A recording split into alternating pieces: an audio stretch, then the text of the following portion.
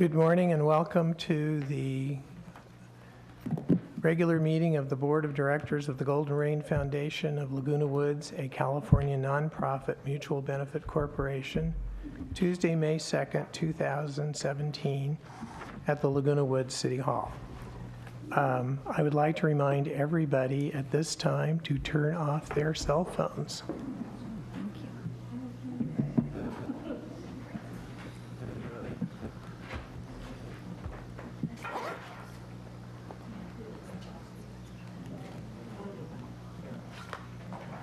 And I would like to also remind all the directors that these mics are live at all times. And it was actually 2 years ago today that a live mic got somebody into really big trouble, which is why I'm sitting here. Okay, so we do have a quorum. Director Palmer is somewhere wonderful in the Caribbean, and we hope he's having a great time. And item number 2 is the Pledge of Allegiance. Catherine. Would we all stand and let's honor the flag that represents the country we all love. I pledge allegiance to the flag of the United States of America and to the republic for which it stands, one nation, under God, indivisible, with liberty and justice for all.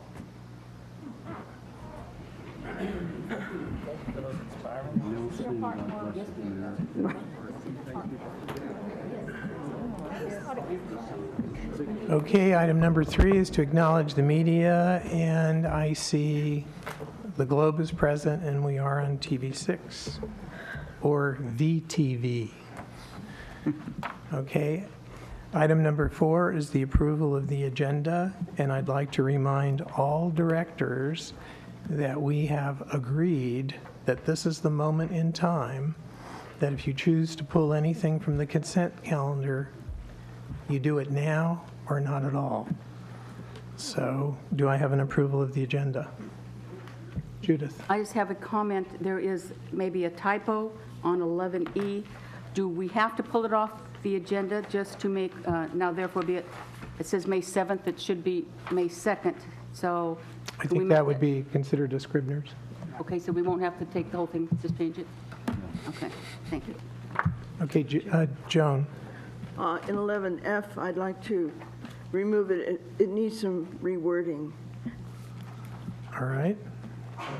So we will remove item 11F and make it 13C under new business. A question. No, sorry. If just simple rewording and not changing the whole concept of it, that I don't know that we need to pull it off before discussion, because the purpose for pulling it off is to have a discussion. Right. Unless you're going to really change the whole character of that, of 11F. And I don't know, Joan, whether you're changing the character of it or you just... It's just put together wrong, as far as I'm concerned, and He wants to discuss it. Okay. it doesn't need discussion, it needs revision as far as clarification is concerned. I support John's motion. Fine. Okay, so we will, it only takes one director to remove something from the consent calendar. So therefore, 11F becomes 13C. Director Beckett. I want to remove 11E.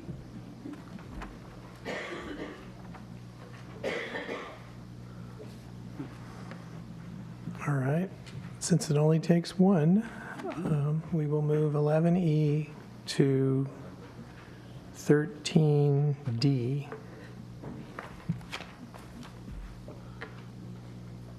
Thank you, Mr. President. All right. Are there any other changes to, Catherine? I make a motion to accept the consent calendar as amended. The agenda. Or, I mean, for the agenda. Okay. Yeah. Second. All right, it's been moved and seconded. All those in favor? Approval of agenda. All right, the agenda's approved. Next item on the agenda is the approval of the minutes for the April meeting. I move we approve the agenda. Second. All right, it's been moved and seconded. All those in favor? All right, unanimous. And I would like to introduce Corinne O.E. Corinne O.E., who's acting as our secretary today, and this is her first time with us. So we're going to try and go slow, and we're going to try and say what the votes were. Those last two votes were unanimous. And then I'm going to ask everyone in the audience, when you come up, those of you that are going to come up to make member comments, to please very slowly and clearly state your manner number when that happens. And Corinne, just raise your hand if we're not cooperating. Okay. Okay, the next item is the report of the chair. So once again, I'd like to thank the City of Laguna Woods for the use of their council chambers, and I'm very happy to say that this will be the last time for GRF, because next month, June 6th, GRF will be inaugurating the new boardroom. And I'm sure we might have a few bugs to work out because we have considerable technology in that room, and we'll all have to learn how to work it. But we're looking forward to a greatly improved state-of-the-art facility. And I actually took a peek in there this morning, and those of you who sit in the audience, the new chairs are very comfortable. And they accommodate those of us that are a little larger. On this morning's agenda, we will be hearing a summary presentation from Chief Tim Moy of our emergency operation plan. Several of us were present when the full plan was presented at the Security and Gate Access Committee on April 20th. You will be hearing a lot more about this in the future, but what we heard was excellent, professional, and long overdue. And I encourage residents to become involved, especially as building captains, which is an essential part of the emergency operation plan. I'm also very pleased to announce that yesterday I signed the contract for the consultant to begin work on the construction documents for the new pickleball, and mind you, pickleball, paddleball facility. So we are now ready to start putting pen to paper and get that thing done. So without any further comments, the next item on our agenda is number 7, Lisa Bender, who will give us the VMS report.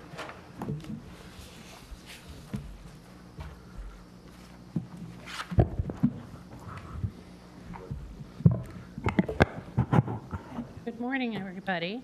I'm Lisa Bender. I'm the GRF appointee to the VMS board. For those not familiar with the VMS board, it's our job to provide oversight to the VMS management team and all activities impacting VMS employees. For instance, we continually monitor and benchmark compensation practices and benefits, organization design, IT improvements, safety, and update to customer service procedures and processes, just to name a few. Early on, our board developed a strategic plan and just recently began to update the plan for moving forward. To best understand the numerous strategies and the supporting activities, I would suggest that you first listen to the State of the Village recently done by Brad Hudson, our GM. It's being repeated on VTV, formerly known as TV6, and I believe it's also on YouTube. As a board member, it's been very rewarding to see so many improvements come to fruition, even though there was controversy along the way. Remember the gates? Do you remember rumors about buses going away? I do want to mention one new activity that came out of our last strategic plan, because I was thrilled to see a security officer on a bicycle going down Avenue Sevilla. I think it just gives an opportunity for residents to interact with security, get into those cul-de-sacs, see what's going on. I'm not going to repeat everything. You can see that on Brad's talk. But I do want to talk about what we are looking forward to seeing in the future. The senior VMS staff and the VMS board put together this strategic plan. We quickly decided to keep the 5 goals: providing exemplary customer service, facilitate efficient operations, a safe community, transparent communication, and becoming an employer of choice. Starting with exemplary customer service, Chris Spar, who is fairly new to the community, will continue to consolidate call centers. There are several that still need to be consolidated, and she is also doing the necessary cross-training so multiple people can respond to residents across a variety of resident services.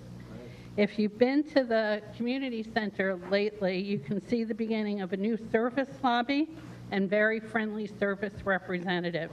We have a lot of specific kudos to the resident services, which is still currently understaffed, and they're working very hard. In fact, our board is concerned about the work levels that some of our employees have.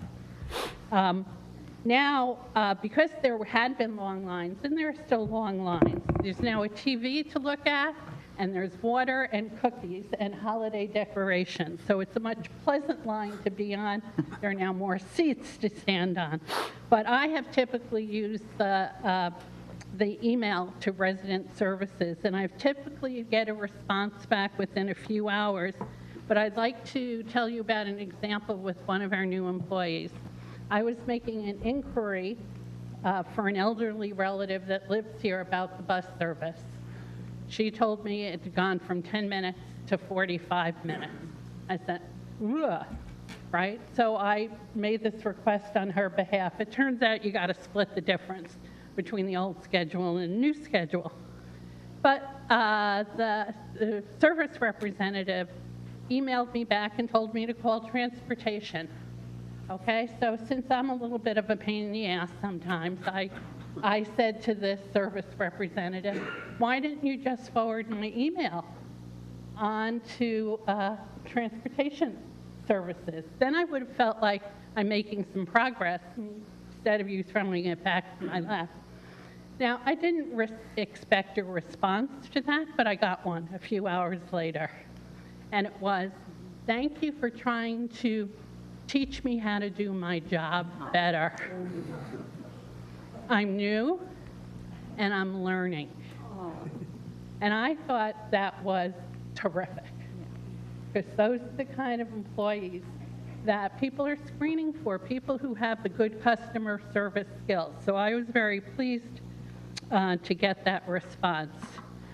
Okay, but stay tuned in terms of exemplary customer service for improvements in assisting residents with renovations, inspections, and sales. Those are very cumbersome processes that are being retooled. Chris is working with Chuck Holland to figure out the best way to do that. They're into, I think, selecting a CRM. I don't think they've selected it yet, have they, Brad? Okay. Okay, facilitating efficient operations was their second goal. And I've just been talking about retooling some of the existing processes, specifically using technology to speed transaction.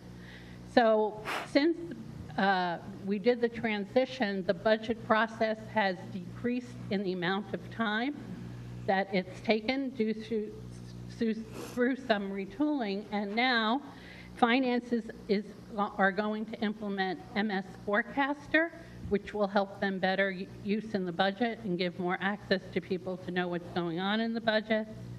HR with finance is going to employ Ceridian Dayforce software, which is being implemented for payroll, HR data, and for ease of employees to update their own profiles. Kurt in landscape will be deploying even more technology than now. He's done the experiment with tablets, and there'll be more tablets going forward over this year. All of this is forward-looking, not back-looking.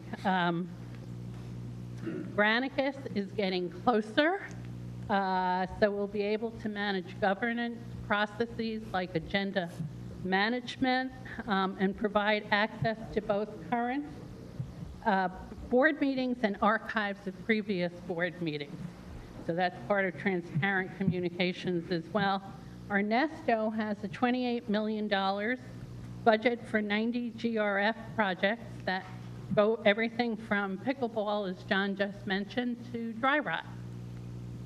He's working on retooling, project planning, budget, and schedule, which is the three things that any construction manager has to deal with to try to improve operations. Third goal is providing a safe community. Past year, we saw our gate clearance at gates 5 and 6, and there's a schedule being developed that will be worked out over the next few years to include all gates in the community. Along with gate access, there's recently been added an application called Dwelling Live. How many people are on Dwelling Live? Every board member should be. Okay, great. Dwelling Live is an application for your computer, your telephone, or your tablet where you can self-manage entry for your guests without having to call gate clearance. Our goal is to get a minimum of 2,000 people using this application. As of like 10 days ago or so, it was only about 500. The reason for doing that not only is you don't necessarily have to keep repeating your information when you talk to a live person to try to get gate access clearance or have the phone ring off the hook, it's also to reduce the number of calls that are now going into our call centers, which require many representatives to be there to answer and do data entry into the computer. So there's a goal to try to reduce that. And to help with that, Chuck Holland has put a video out training people on how to download and use Dwelling Live. And also into safety, Chief Moy will be implementing an incident command protocol, a national program that has planned to renew the neighborhood captain programs for buildings and neighborhood. And as John said, I guess he's coming today to talk about that live with the board, which is great. Okay, transparent communication is the fourth goal.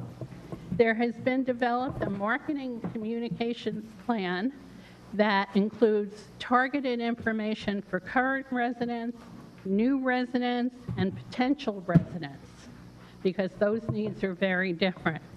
The form of communications that are considered is the newly renamed VTV, social media, print, email, red phone code, phone calling, website expansion, and town meetings. It was nice to see in this program that there are metrics being developed to test the effectiveness of each of these and to also build on opportunities for two-way communications. All of these efforts will build on some of the excellent communication efforts that have gone on this past year. And finally, becoming an employer of choice remains a goal for VMS. Over the next year, in 3 phases, there will be training on employee retention and succession planning. This is essential as the job market is more open than previously, and we have a very low unemployment rate in Orange County. So we need to make sure that we make the investment in training with our managers to help keep employees engaged, and it will bear fruit over time. There's also a plan to re-implement an employee referral process. Our employees can be our best ambassadors for promoting VMS work and work culture. Training is going to continue over the year as it normally does. There are at least 8 different sessions planned for each of the next 12 months. And if you want to make a special mention of a VMS employee, there are kudos cards now available at the front desk in the community center. And finally, we in the VMS board would never have fun as part of our goals, but It actually Not in happened. the strategic plan. But Brian, who I saw come here earlier, he's going to have a couple of new celebrations in the July 4th, hopefully with fireworks, and a harvest hoedown in the fall. And speaking of fun, I think you should consider becoming a board member or an advisor to one of the many committees. Share your expertise with this community. Thank you for your time and attention. Thank you, Lisa. Thank you, Lisa. And now, item number 8 is the report of our CEO, Brad Hudson. Thank you, Mr. President. It's always a pleasure to be here talking with this board and members of our community. I wanted to hit on something that Lisa touched on, which is dwelling live. We hired a call center expert to come in and evaluate our system, number of calls, number of operators required. Based on the 1.2 million times residents call each year, they suggested we add 21 new operators if you want to have your calls answered the first time. So my response to that is, please download the Dwelling Live app and sign your own guests in, and don't call into us for that. It's so easy. You don't have to wait, and you even get an email and text when your guests arrive. So yeah, just sign them in. It takes a minute. Much easier than waiting on hold for a few minutes or bouncing around to various gate ambassadors until one of our resident employees or call center operator can get to your call. So I don't want to hire 21 more people. I don't want you to have to pay for that. And so but I would like you to download the mobile app and sign your own guests in. Let's save a bunch of money and keep assessments down. That would really help all of us a lot. So with that, I'm very excited. John, you mentioned the boardroom. It's really coming along nicely. There's a lot of technology there, a lot of transparency, new digital cameras. So your board meetings will not only be in a fresh environment, they'll be visually pleasing, and a new sound system will allow everyone who attends the meetings to hear them. I think the old sound system was difficult for some of our members. We're adding a piece where maybe some members can't get out of their manners to come and comment on a board item, or maybe they're out of town for that particular meeting. And so we've added an online option to comment on board items for those who are housebound or out of the area during a board meeting. In addition, all of the meetings and the videos and the backup will be archived in perpetuity. So if you happen to miss a meeting, you can go back and watch it. Or if you just want to see one particular item at a particular meeting that happened 6 months ago, you can go right on there and watch just the video of that piece. In addition, if you're out of the area and you want to watch a meeting, we're going to stream it live to your desktop or your iPhone or your thing. So if you're, let's say you're Mr. Circle up here and you're golfing, he golfs occasionally, and he wants to see the third meeting, but he's out on the course. Boy, he'll be able to pull it right up here and watch the third meeting on the course, live. Love to. I don't know if you'll do that or not, but I'm making that option available to you, Tom. Thank you, sir. We've talked a little bit about changes in the TV. You're going to notice a lot of that. One of them that's getting a lot of coverage, both in the information we're sending out and in the Globe, is the fact that beginning in January, we won't be supporting analog service anymore. And so if you have an old tube-style analog TV, you'll need to buy a device, get a new TV, or order an upgraded service that comes with a box in order for that TV to work on our system. Basically, every other cable company in the country did this 10 years ago. So we're a little behind in the times. So I recommend not wasting a bunch of that money on devices and just go buy a digital TV. They're about the same price as a device now. And so it's a better quality, better experience, and you don't have to buy a silly device from us for the same price as a new TV. So very excited about that, and very excited about the new programming that we've been providing on what you now know as TV6, but will shortly, Joanne and the board willing, be known as Village Television in the very near future. I want to talk about fitness centers a bit. You probably saw the e-blast we sent out announcing we're extending the hours. Had a lot of residents who are working residents, and you got to open earlier so I can get into the gym before I go to work. And so we added, we opened the gyms now at 5:30 in the morning. 5:30 in the morning, and then all at the same time, we did that first. I said, okay, we'll open them a little earlier. We didn't add any staff. We just stretched the staff out a little bit, so it didn't cost anything. And then I had a whole group of folks come in and see me and say, well, we're the night owls. We like to work out late. Where's our hours? And so we went ahead and added an hour on the other end, too. No cost. We just stretched the staff out a little bit. And so now our hours are 5:30 a.m. to 9 p.m., Monday through Friday at Clubhouse 1 Fitness Center and the Community Center Fitness Center. And then at Clubhouse 5, it's 5:30 to 9, same hours, but every day of the week. Every day of the week. Saturday and Sunday at Clubhouse 1 and at the Community Center are 8 to 2. If you recall, we never had Sunday hours at the Community Center before, so this is a new service. 8 to 2 on Sundays. Again, we didn't add staff, we just reallocated folks, and so it's really a no-cost addition of service for village residents. We hope that you will really enjoy those new hours and the services that are provided. I want to talk a little bit about some changes going on in the Emeritus program. It hasn't been announced yet, but it'll be announced later this week, though I think some of the word's getting out.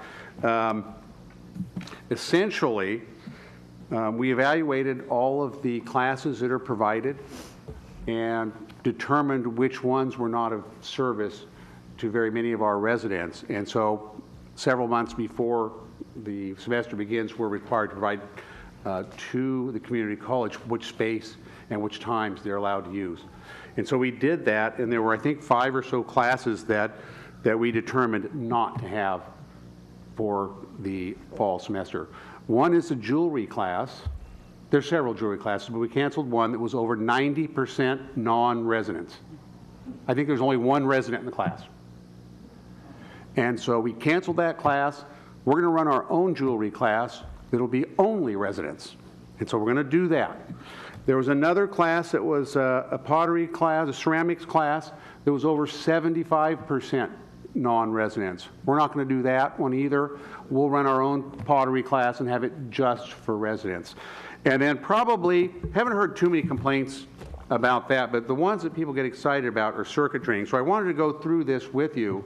You know, whenever you run a circuit training class at the gym, you have to kick everybody else out. It's very popular. Our staff loves to go tell our residents to leave the fitness center so non-residents can come in and work out.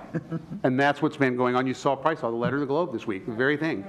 Well, that's what we were looking at, and we came up with a number of classes that just don't serve our residents. So I thought, I'll just tell you exactly how this works. So here's a class. We'll start February 16th, Thursday, the 12 o'clock class. Again, we kicked all our residents out so we could let this class happen. 4 residents, 15 non-residents. At 6 o'clock, we run two or three of these a day. 6 o'clock, 4 residents, 19 non-residents. Well, let's go to the next class. It was February 21st, 12 o'clock, 6 residents, 13 non-residents. 6 o'clock class, 4 residents, 18 non-residents. So this is how these fitness classes go. They do not serve our residents. They serve non-residents, and you require me and my staff to kick out our residents while we're serving these non-residents. So we canceled those 3 classes, and we're going to run our own classes that will be 100% for our residents. And you know what? And some people don't like this, but when I run a fitness class, we don't kick everybody out. If we're running a strength class, other residents who aren't in the class can still come and ride a stationary bike. It doesn't hurt a darn thing. Nice big gyms. They don't allow that for Emeritus. They make everybody leave. So we're going to serve more residents. It's going to be much better. We're still offering well over 90 Emeritus classes for our residents, but these classes here don't make any sense for us. And so we cancel them. So I wanted to make that clear to your board, to the community. That's what we've done. I hope I'm not stealing your thunder, Joanne. You got so much good stuff to talk about, though. But we just finished getting the lasers in and upgrading the internet service, and we are really weeks away from a huge increase in internet capacity. I get a lot of emails from folks. I had a lady call me, it was about a month ago on a Sunday night. She had just closed escrow on her house, and she said, I can't believe I bought this house and there's only 30 megabytes of bandwidth here. You know, I do a lot of stuff here. I do a little home business. I like to watch Netflix, and I need at least 100. I shouldn't have bought this house. And I said, well, hold on. We got a plan coming for you.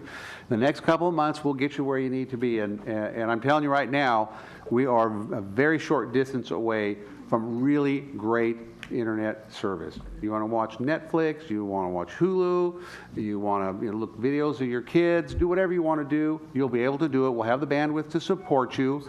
I'm anticipating, and I've said in the past, a doubling. Chuck is telling me now it's going to be a tripling of bandwidth for residents at no cost. Speed to be high. I don't have this speed, way up, triple. So if you're getting 20 now, you'll probably get 60, 50 or 60. Yes, it's going to be much better. Very excited about that.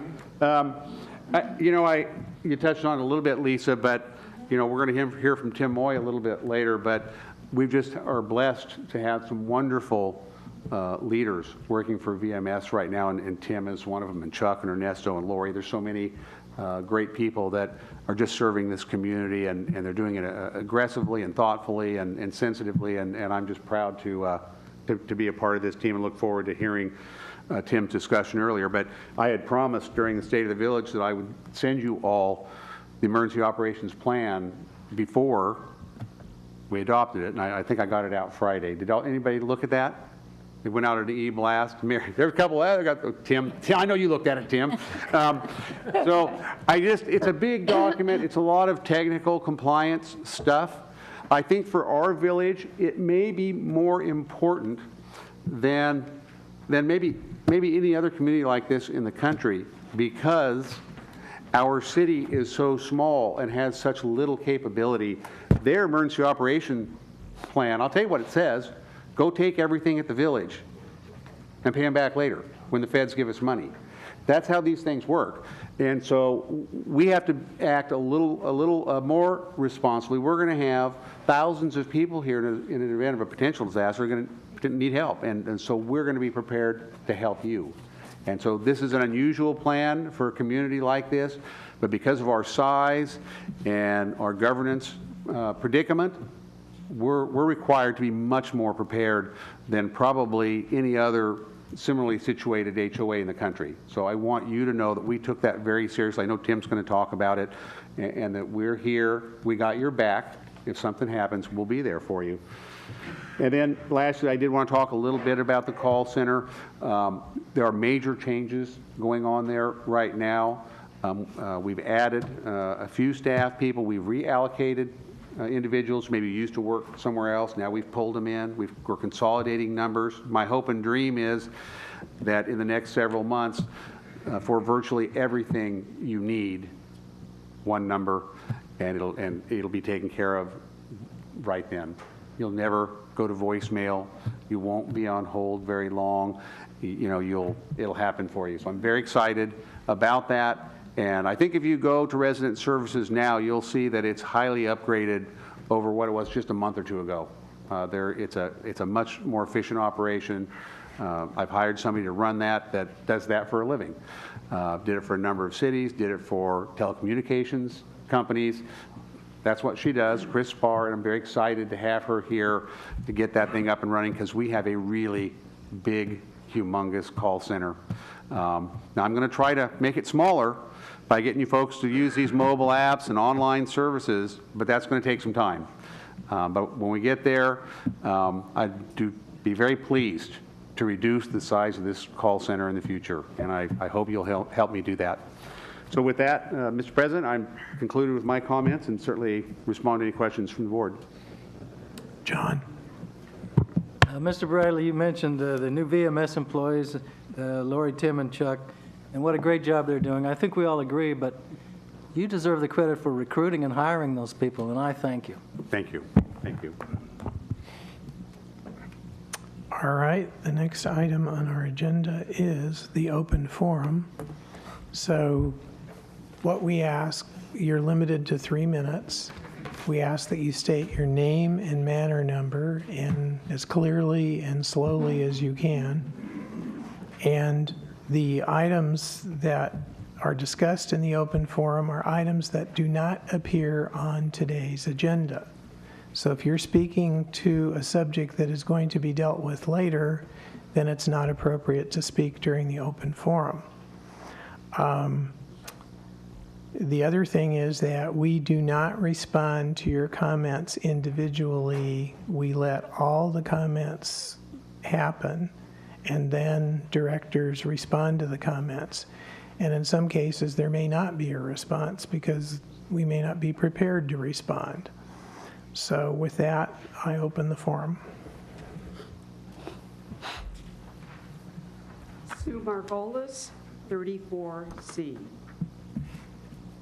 Someone asked the circuit training instructor who was teaching the class next fall, and as you heard, the reply was no one. Brian Bruner told Saddleback College to remove all classes using the fitness center. There has been no meeting or any input from the people using it. Many people have called Brian and Brad, and they've been told it was Saddleback who requested this. We know Saddleback wants to expand their program. This is the only facility in the area where they could do this. They've been told that 70% of the classes are outsiders. We can't understand how you reach this statistic. I attend the classes that you took. Excuse me, Sue. There's difficulty hearing you, so you need to, thank you. I attend the classes that you took statistics at, and it is nowhere near those numbers. Residents usually clock in before the class starts, an hour earlier sometimes, and they're not counted in the class statistics. The other comment we hear is Saddleback is getting free ride. I've been told the payroll for the classes at Laguna Woods is close to $300,000. Are we ready to spend that much? Saddleback has supplied equipment for various classes being taught. Chairs, mats, easels, kilns, and are willing to do more. With 3 fitness centers available to residents for over 300 hours per week, it seems there would be 8 hours a week that Saddleback could use it. Brian says they're planning to have their own class. Are residents who are not enrolled going to be allowed in this fitness center? That will make the machines unusable. Who's going to pay for the instructor? Why should our HOAs pay for an instructor when we can get it free from the state? Or are we going to have to pay a fee? If so, I'd prefer using the Saddleback with no fee. There seems to be an arbitrary decision with no input from the residents about it. The staff made sure some residents were unhappy with Saddleback, like the letter in the paper, by printing a schedule stating the gym was open from 5:30 to 9 with no mention of the classes. Saddleback classes are available to all residents. For circuit training, it has been an rolling enrollment. So if somebody is interested in coming in at the class time, all they have to do is enroll. Thank you.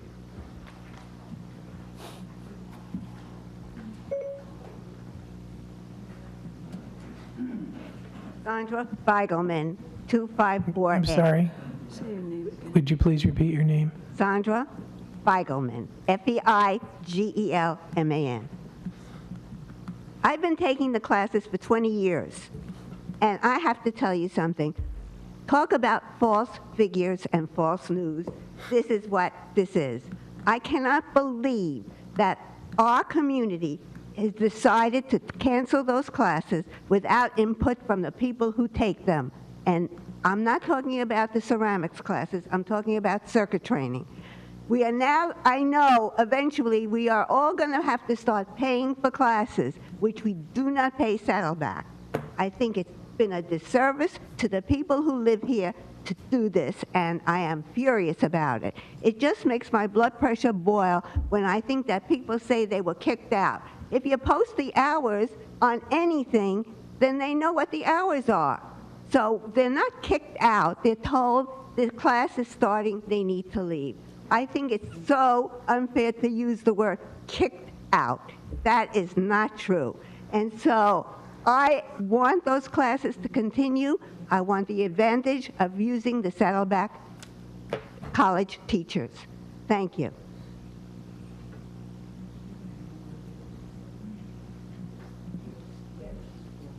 Paulette Stochel, 360D.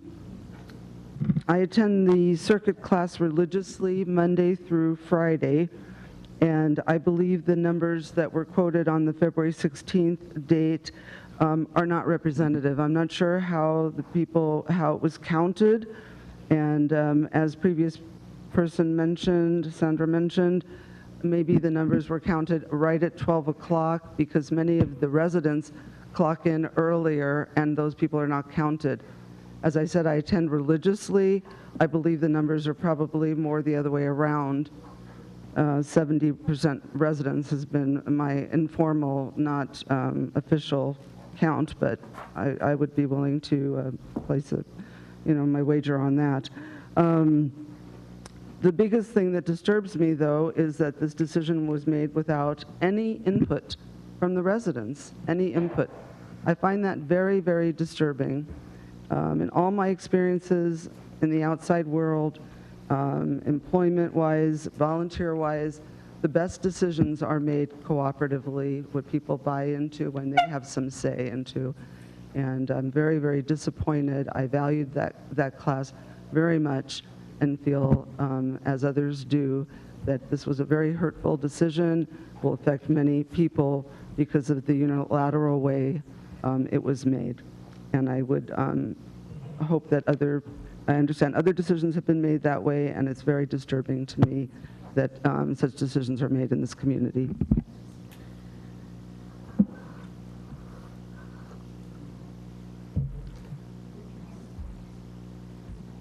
Ron Vellner, 203C. Recently, I traded in my car and purchased a new vehicle. I brought in from my trade-in car the window sticker and the RF chip, and I got a kind of a shock when I went in the community center. Although it took only 3 minutes for the gentleman to completely erase my old numbers and issue the new ones, there was a $25 charge.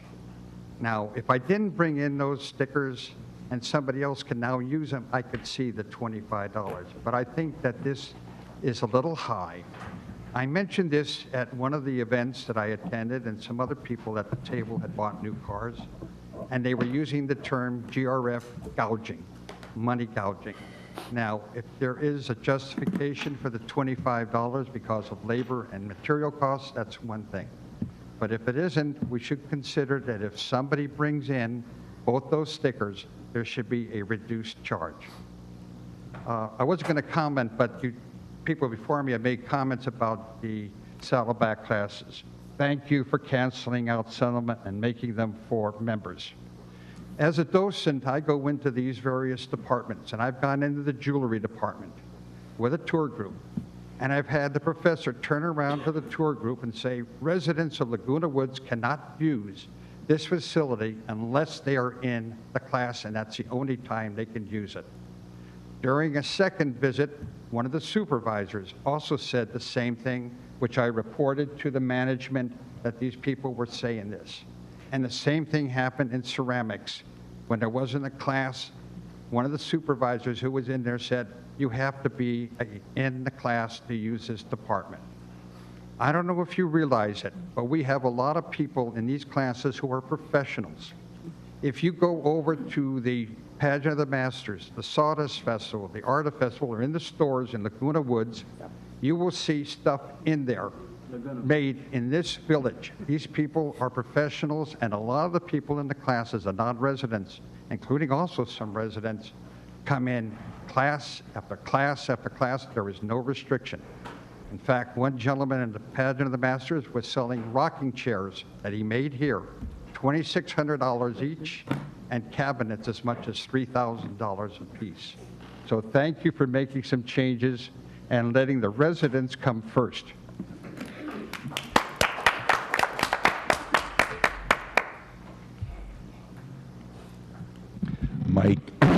excuse me, Mike Epstein, 2245 Delta. I'd like to speak in opposition to what Ron just said. I'm sorry. These classes are here to serve residents. The program, which comes from the state, allows others to take part as well, obviously. It is a service to the residents to have these programs here. If these programs, because of the hostile environment of the management of the village, if these programs move off-site, what does that say to our residents? And if our residents no longer drive, but want to continue lifelong learning, is the village willing to run a bus out to wherever these classes move? Obviously, Saddleback can move these classes off our campus to the detriment of our residents. I think that's a bad idea. If you've lost your driver's license or given it up, you have no way to get to San Clemente. You have no way to get outside of this village. You're kind of locked in here. And this is where the resident classes should be. The only other thought is, if we move these classes out, who's going to teach them? You said the classes are going to be offered. Who's going to teach them, and how much are they going to cost us? Right now, they're free. Excuse me, that is inappropriate behavior. It is inappropriate behavior. Point of order.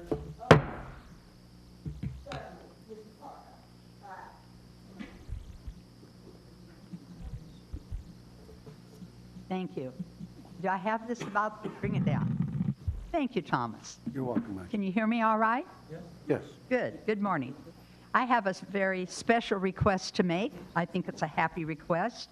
And I'll go back a bit. During last month's meeting, Maxine McIntosh, 68C. 68C McIntosh, spelled MC like the apples. When Steve Jobs borrowed our Apple for his computer, he spelled it differently. He got a lot of letters about that. He wasn't charged for using our Apple. During last month's meeting, the president of the board stressed that he is determined to see construction underway for new pickleball courts in Gate 16 before the end of the year. He stated that the pickleball players have waited a long time for that new facility. That is true. They have. But at least while waiting, they have continued to play their games on the old courts. None of them had to put their names on a wait list, losing the opportunity to play for several years. The Moulton Street, I'm diverging now, the Moulton Street widening that displaced many, many gardeners took place in about 2012, 2013. What I'm asking is that this board will please insist that new garden centers are promised to the community by next year. Last year or the year before, it was known that reconfiguration of the existing garden plots would not take care of 60% of those on the long waiting list. We can be happy for pickleball players who will be able to move from old courts directly to brand new courts. But where is the advocacy for all the still non-gardening would-be gardeners who wait and wait year after year to stick a shovel in the ground? Can you please promise a great effort to accommodate all those would-be gardeners? A promise, or it could be called a strong determination, as determined as you are to move pickleball players across the street. That's what is needed for the hundreds of hopeful gardeners who continue to wait and wait. By the way, I'm not a gardener and I'm not a pickleball player. I'd probably enjoy both, but I've never found time for it. They wait and wait to finally become gardeners. Thank you.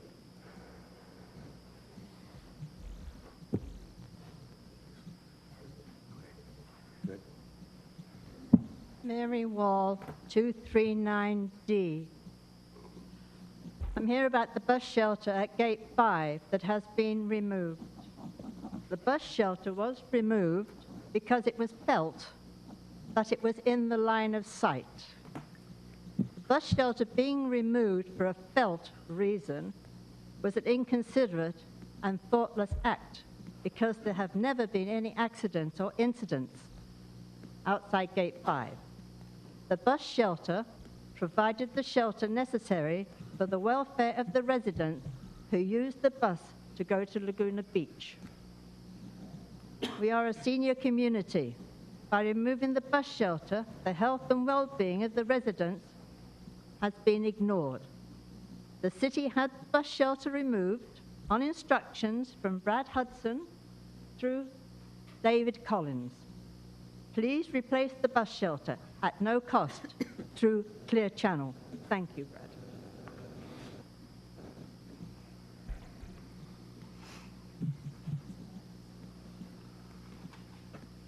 Don Cole, 33652A. I'm here to address perhaps an insignificant problem relative to swimming pool areas. I happen to enjoy the pools and hot tubs here very much that are very refreshing water, and I really appreciate that. My routine is to lay in the sun, soak in the hot tub, swim a few laps, and then shower in the locker rooms. And that's the point that I want to make. It's my observation that perhaps in all the locker rooms in the pool houses, the shower heads are probably from the very early ones. So they're corroded, they don't flow good, and the adjustments don't work. So we're talking about probably 75 plus shower heads with the lockers and a few showers outside near the pool. Now, an observation, when the Kiwanis used to have their great pancake breakfast, there were booths outside. I believe it was the El Toro Water District that passed out free, efficient shower heads to the residents. So that might be a consideration, we get them that way. So anyway, I know this is an insignificant item relative to all the big issues you deal with. And in conclusion, I'd just like to say my wife and I have been here over 12 years, and we love this place. So we thank you for all the things you continue to do to make this a great place to live. Thank you.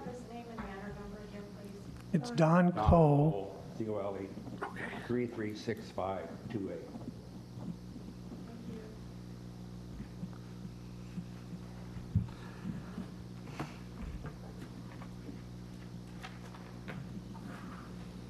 Good morning.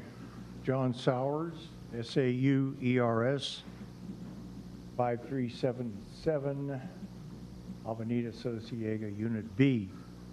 John, I second your shower head.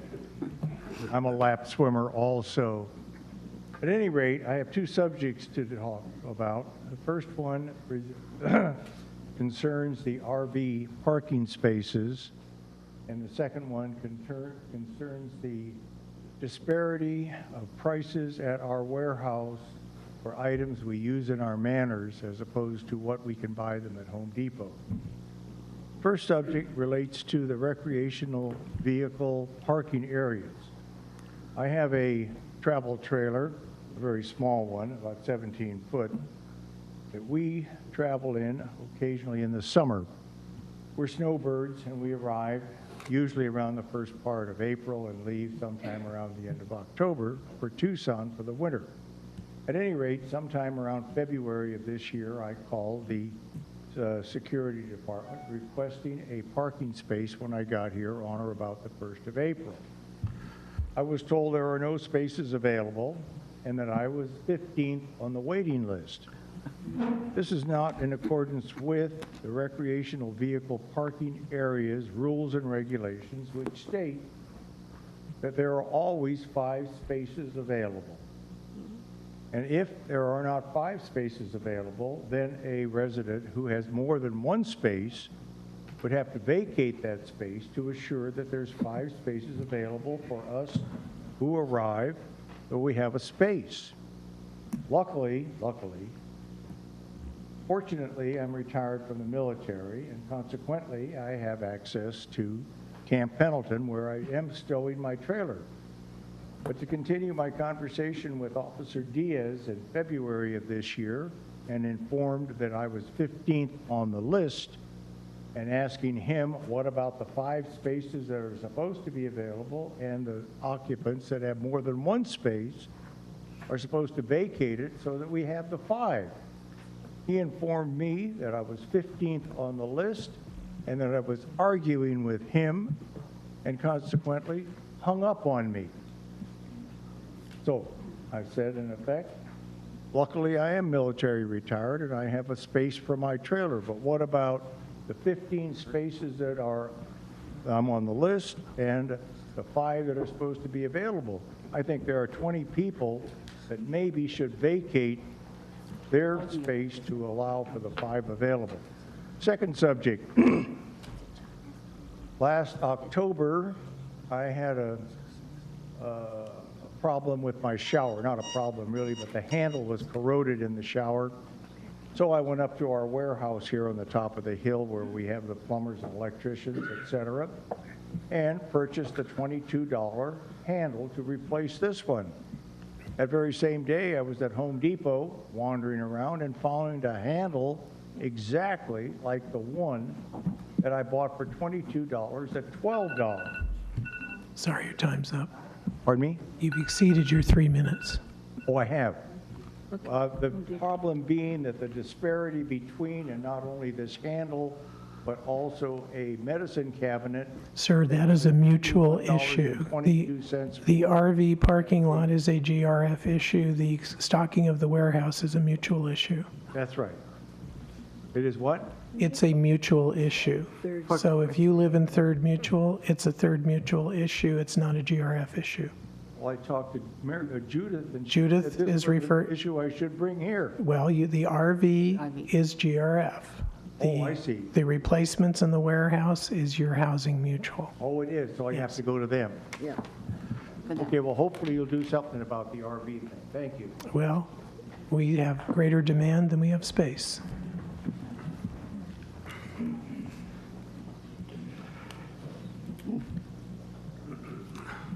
Good morning. I'm Carol Agon, A-G-O-N, 353 David.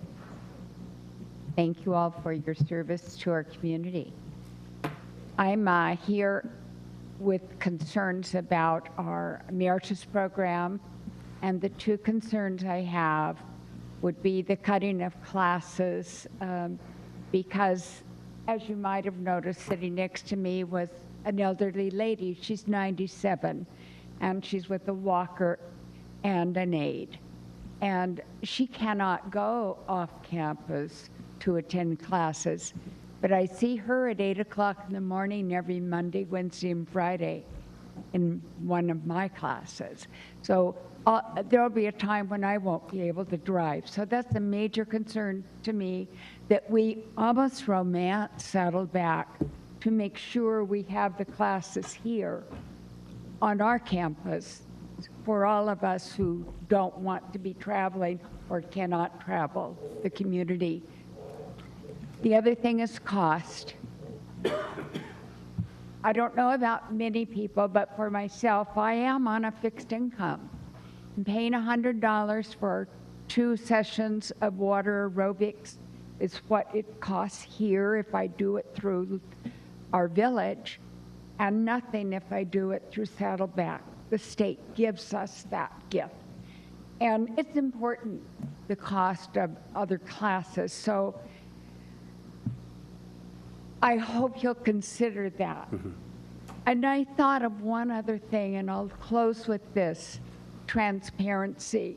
It is shocking for me to hear in a rumor mill about the consideration of classes being changed and not getting direct input from all of us who were there on a daily basis. Thank you all.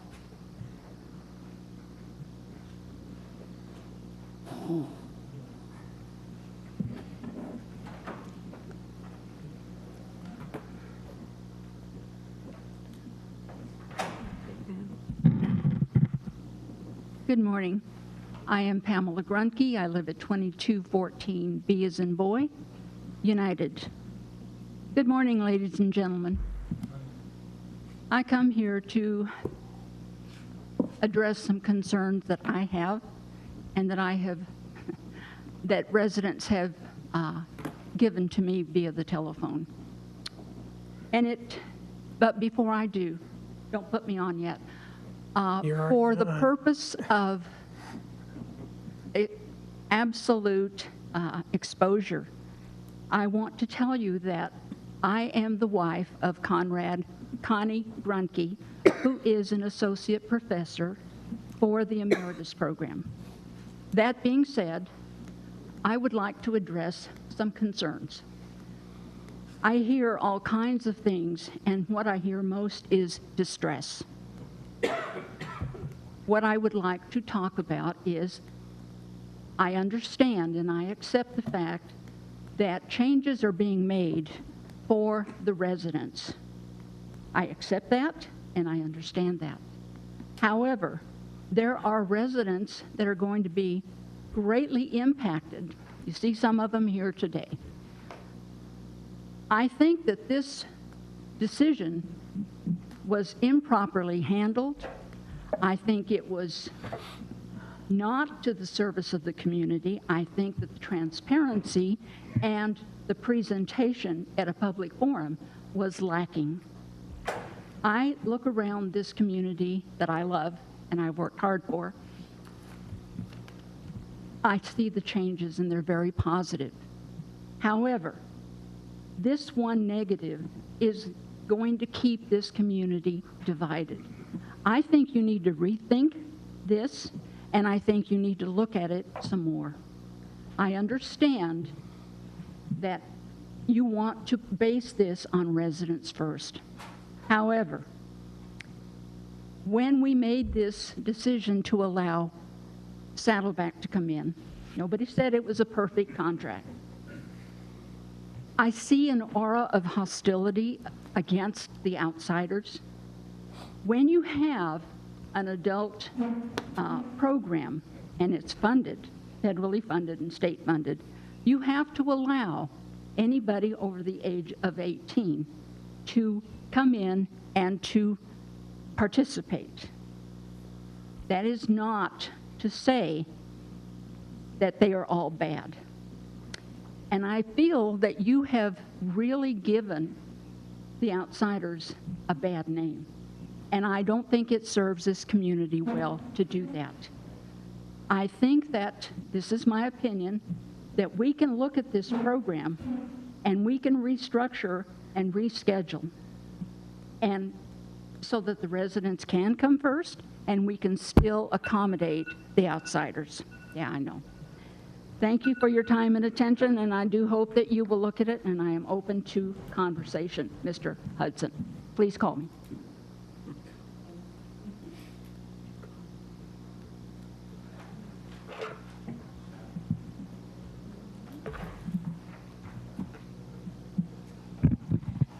Good morning. I'm Chris Collins, 3306Q. By contrast, I'm here from the representing the Foundation of Laguna Woods Village. And I'm very happy to be here, and I want to report to you that we celebrated our 20th anniversary with an open meeting on April 27th. And in 20 years, the expansion of programs and services provided to Laguna Woods residents is impressive. Here are some of the accomplishments that the Foundation is celebrating. In 1997, the budget was $20,000. 20 years later, our budget has grown to $200,000 per year. Our ability to grow and provide important services to our Laguna Woods neighbors experiencing temporary financial challenges has only come about through steadily expanding partnerships with the generous contributions of individuals and village clubs.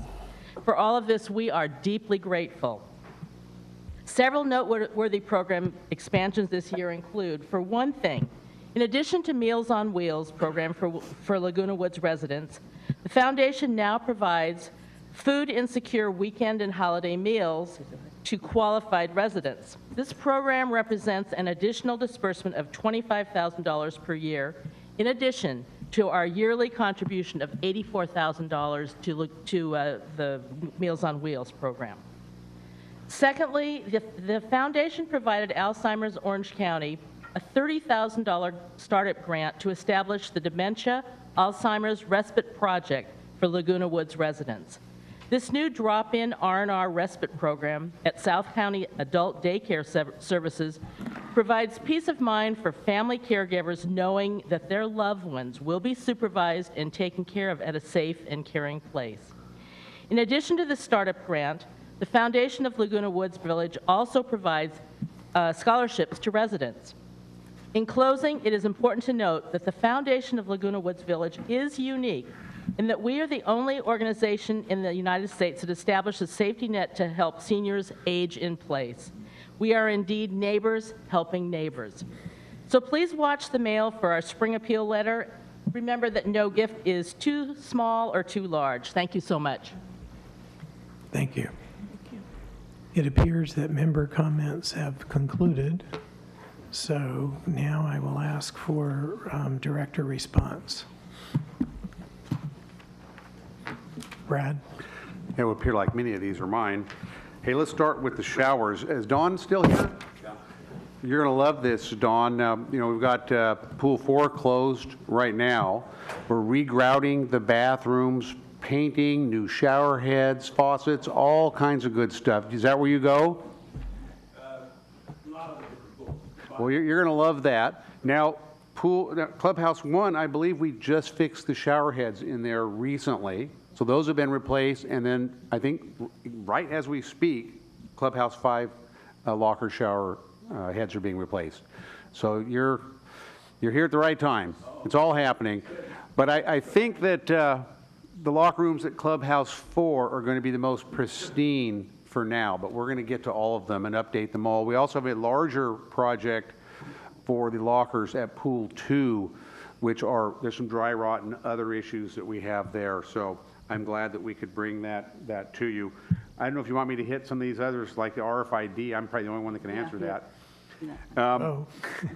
RFID stickers cost us $15.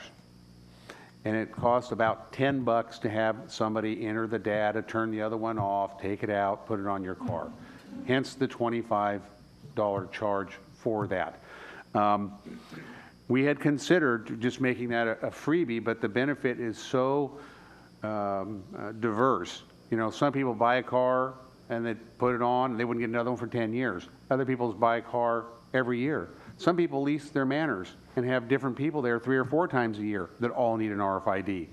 So it was our initial program, I hate to even say it again, was 3 for free.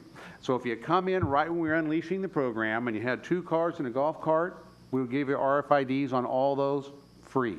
But that ended January 1st. I think we extended it maybe to February 1st. Just encourage more people to get the RFID. But now, if you want a new RFID, the charge is $25, and that goes for everybody. We could certainly change that at the direction of the board, but I think it's the fairest way given the diversity of use of those devices and then the need for a new one. On RV storage, the current waiting list is 50, and we have a working group that is looking at some of the rules, restriping to add spots, and gee whiz, do you believe that some of our residents actually have their kids' RVs in our lot? Because it's only $150 a year? Who would have guessed? Who would have guessed? We may actually do some enforcement. We're known for that now. I think I talked about compliance case. We did 2015, we only did 1,800 compliance cases here in the community, 16 over 4,000 with the same staff. So if folks are violating our rules, they're doing things inappropriate, we're going to chase you down and we're going to make you stop. And abuse of the RV is a part of it. It's not a lot of it, but it is a part of it. And fixing that, restriping, updating our rules, I think we'll be able to accommodate most people. The fact of the matter is, people have a lot more RVs than they used to when this place was built. And so it's difficult to accommodate all of them. But I think with those changes, we can get real close. And that's our goal. Everybody who wants to be served can be served. And then on the bus shelter on Gate 5, that was the most inappropriately placed bus shelter I've ever seen. I've never seen a bus shelter placed in the middle of an intersection. That's not how it's done. I worked in city and counties for decades. We didn't put bus shelters in the middle of intersections because they cause sightline problems.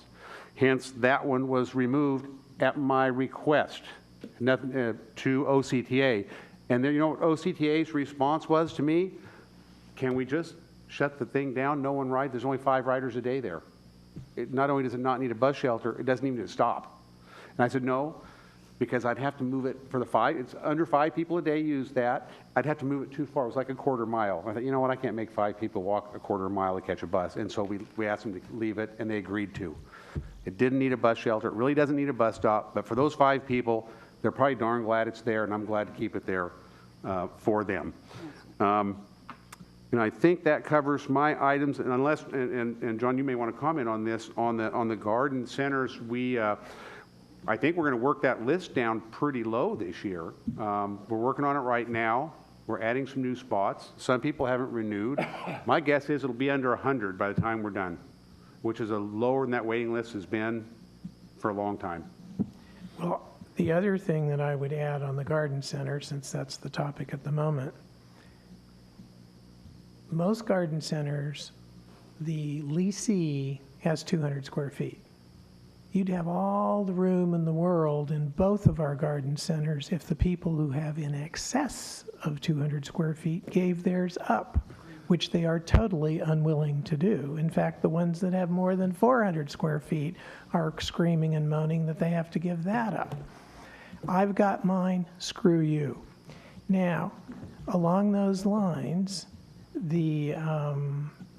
there is no reason to build another garden center until the 2 that we currently have are under proper management and proper enforcement of existing rules and everything that goes along with it. And I have requested for the next budget that we do a request for proposal to hire a consultant to look at the old garden annex at Garden Center 1 and determine what would be necessary from the standpoint of some sort of a screening device to make that area safe from the golfers. That is the most logical expansion of our existing garden center because it has good soil. We already have a parking lot. We have a restroom. And so that would be the most logical, cost-effective area for garden center expansion. But I will once again say, if all those people that are so concerned about the people on the waiting list did not need in excess of 200 square feet, and I sat through a landscape meeting where about 40 or 50 garden center people got up and spoke. And one of the things that happened more than once is, oh, I give so much stuff to my neighbors and I feed the whole building. Well, then you certainly don't need in excess of 200 square feet. If you're feeding the whole community, you got a farm, not a garden plot. So I hate to bring reality into emotions, but them's the facts. I do have to say they sure look, Garden Center 2 looks really, really good.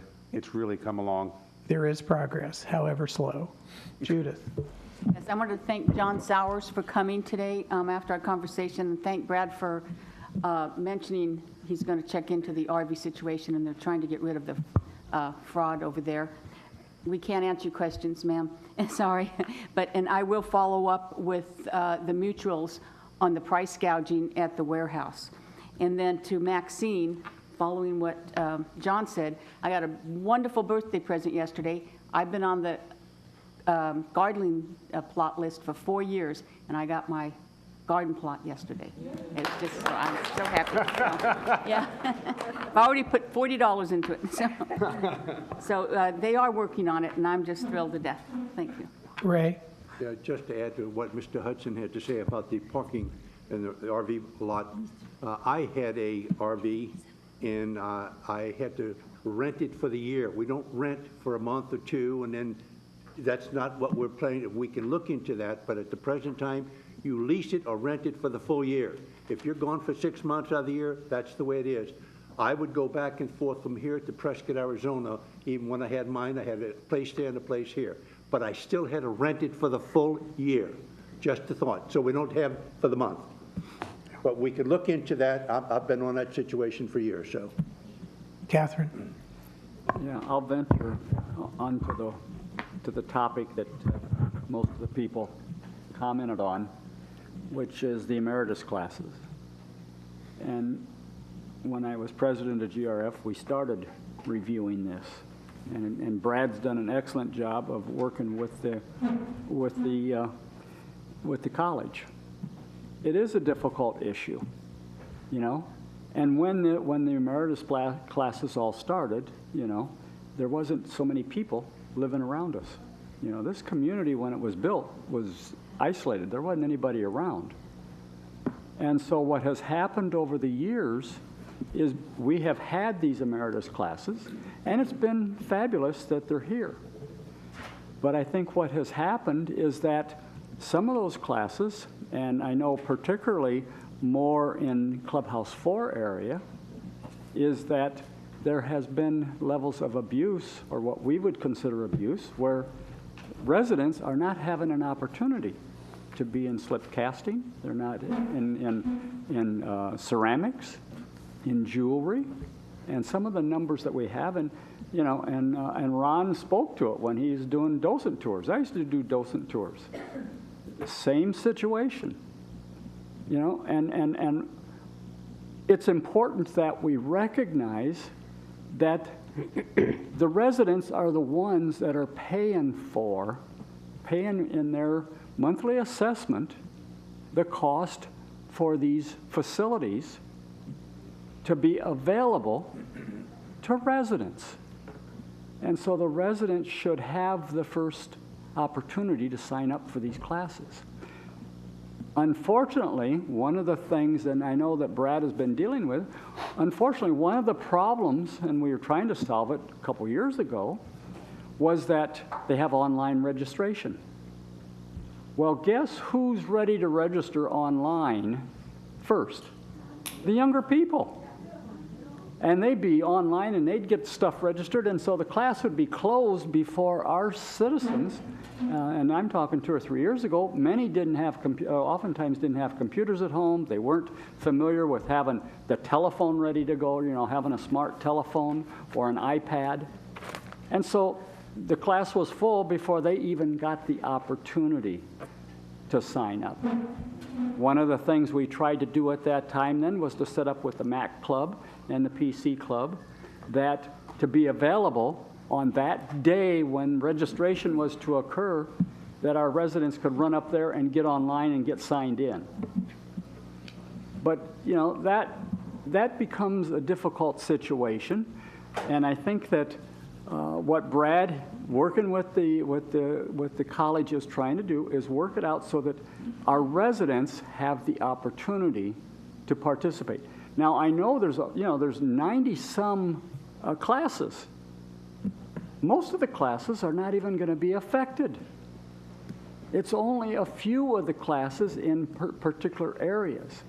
And it was commented, and I think it was Ron that commented, that the biggest area of difficulty that many of us had when I was doing docent tours was going in Clubhouse 4 and finding so many people who are using our clubhouses, and then I would see them down in Laguna Beach in the summer, the Sawdust Festival. A lot of our residents were selling down there in the Sawdust Festival or across the street, you know. So are we to be paying for the equipment that allows our residents then, and in those cases they were residents, or many cases not residents, but making gifts or making a product that was, you know, that they were selling? And that was a question we had to kind of address. And it's not an easy answer, particularly if it's our own residents and they're using it and they have it to have that capability of making jewelry that's fabulous and then using our facility and then go sell the product. You know, I don't personally object to that, but I do object when you come to find out that in the jewelry class, maybe there's, I don't know, 20 or 30 people, and only 10% of them are residents and 90% are non-residents. And that's the struggle that Brad has been dealing with, and I think he's done a fabulous job. I can, you know, and the knowledge I have, and Brad can correct me if I'm wrong, most of the classes that a lot of our residents go to, which are, you know, for mental person, you know, there may be art classes, they may be history classes, they could be language classes. Those aren't going to be changed because, you know, those are mostly our residents anyway. So it's only a very narrow, limited number that are going to be affected. I see a lot of them has to do with the circuit training in the gyms, and I can understand the frustration, but I don't understand whether, you know, why, if we have qualified people ourselves or have some on staff, that we can't organize a circuit training class. You know, just the same as we hire out for the, you know, now for the pools, you know, our lifeguards. We can look at another way of providing the services that you want, maybe far more effectively, okay, for our residents, which is the purpose of this community, and all the facilities of this community are for the residents and not for people who live outside. Catherine, may I jump on your bandwagon, which is to say that I know, not personally, but I know from relatives that our non-emeritus circuit training classes are really very popular, and that staff has taken the time to add more, add different, add varied. So thank you, Brian. And you know, it's not like we're going to drop all circuit training. We just are taking it in-house, and great job. Thank you. And I think one of the things to Catherine. I'll finish in a second. Thank you. I just want to comment that, you know, we just hired this past year Brian, who had been working for the city of Mission Viejo, and who runs, you know, who basically is in charge of our recreation. So, you know, we put on staff the talent to take care of and to develop our recreational facilities. And that's where we should be focusing, and that's what we're trying to do. And I feel poorly that some people may object, but we got to do what's in the best interest of the whole community. Thank you. I'm sorry if I went on too long. It just makes lunch later. Okay, Beth. I know what speaks for you, your stomach. I want to piggyback on what we've heard from Catherine. She kind of did a wonderful history and a foundation there. Thinking about what we've heard so far this morning from our CEO, from our president, from Lisa with VMS, and it's the message of service. And what we are looking at is how can we best serve the residents of our community.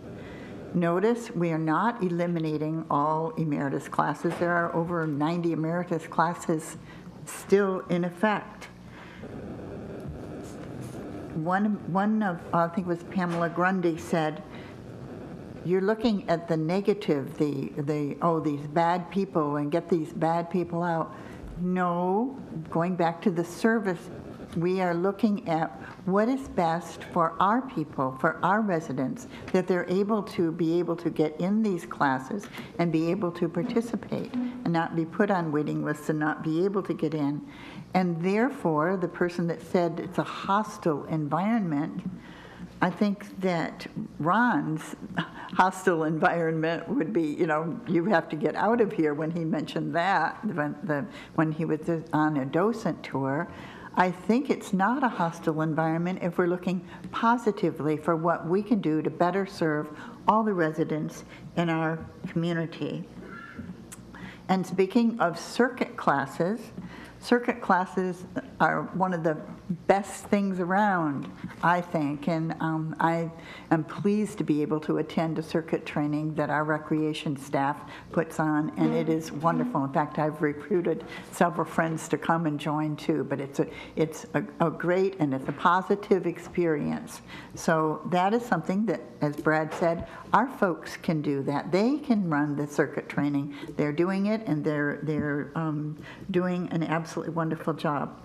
One negative thing that I'm hoping that, I don't know who it would be that would be looking into it, but John Sowers talked about that the person he was speaking with hung up on him. I'm hoping, Brad, that I don't know who it is that's in charge of that, would talk to that person. That was Tim. Tim, and you heard it. So Tim would be able to talk to that person and counsel him on telephone service to the community. Thank you. Tom? Yeah, I just have a couple of comments.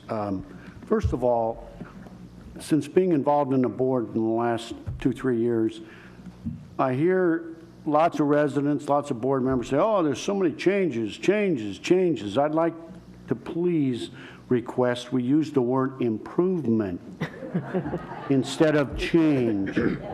Okay, that accentuates the positive. We got to stay positive here. We're doing lots of improvements to this community, and we're going to put the residents first. If that offends someone, sorry. Residents come first. That's all. I'll get off my... Okay, any other director comments? All right, very good. We now move to item 11, I believe, which is the approval of the consent calendar. And the consent calendar now consists of 11A, B, C, and D. So I'm asking for approval of those items. I make a motion to approve the consent calendar. Amended. Second. Amended. Amended Okay. consent calendar. Okay, so the motion is to approve the amended consent calendar. There's no reason to. There's no reason to. Quit while you're ahead.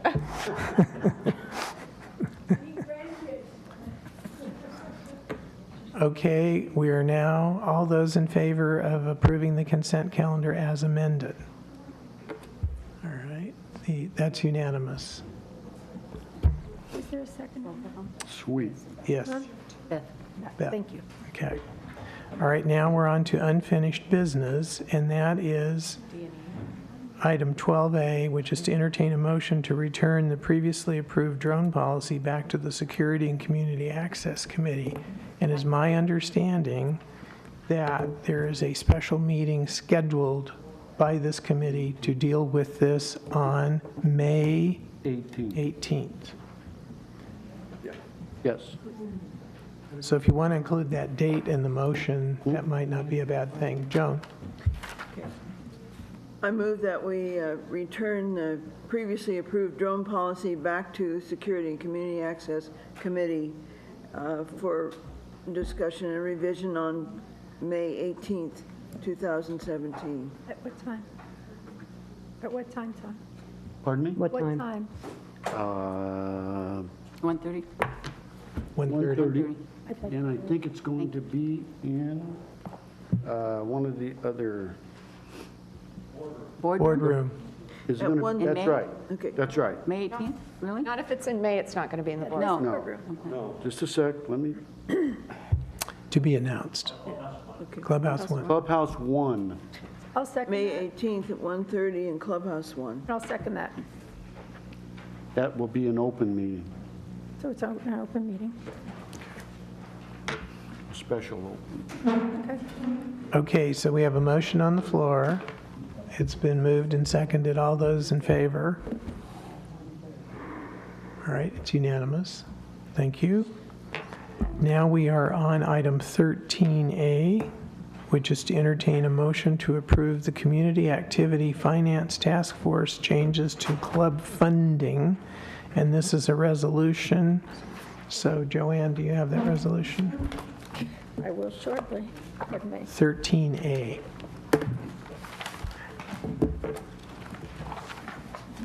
I'm getting there. Or an endorsement. It's not a resolution. It's an John. I see endorsement. it as an An endorsement, I think. It's an endorsement, and do you have it? May I read it? Sorry. Thank you. This is an endorsement. CIC Finance Committee Task Force changes to club funding. The committee reviewed the recommendation of the task force, of the Finance Task Force, that GRF fund only permanent item requests by clubs. That is court repairs, nets, computers, kilns, etc. Funding will no longer be allowed for consumable items, that is racquetballs or shuttlecocks. The motion was made by Director DiLorenzo and seconded by Director McIntosh and approved with one abstention, Director Walsh, to accept the staff recommendation to fund permanent items requested by clubs. Thank you. Okay, so the endorsement has been read. So, Joan. I move we approve the endorsement as read. I can second it, but I had a question. Okay. I thought that when we talked about the pickleball club in particular, they put money in for court repairs, and it was determined that it wasn't supposed to be, and yet I see that we mentioned court repairs. Part of the pickleball request was rather comprehensive, and part of it would fall under this funding, part of it would be under operations. Okay. So the part that applies would apply. Okay. So it doesn't matter the court repairs, because perhaps at sometimes court repairs would be included. Could I address that, John? Beth. Notice that it says that GRF fund only permanent item requests by clubs, such as court repairs, nets, computers. So those type of things are what we would fund. We won't fund tennis balls and golf balls and shuttlecocks. So court repairs does come under the umbrella of, yes, we would fund it. Just perhaps out of a different fund, was the not- problem with court repairs. I'll let it go. It depends. Okay, But got it. And staff is recommending the pickleball request at $22,500 as part of this Yeah. Right. agenda item. Oh, okay. So it would be. But that'll come back up when we're in budget, Right. Got it. because the club requests come in as a budget item when we're in the budget planning.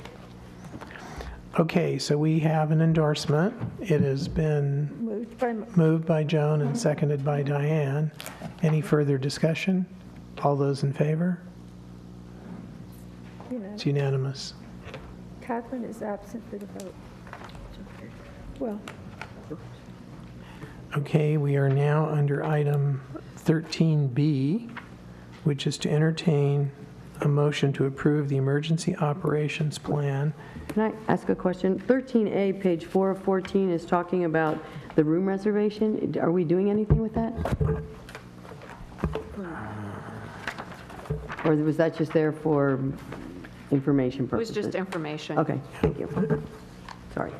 Okay, so back to 13B, there is a resolution or an endorsement.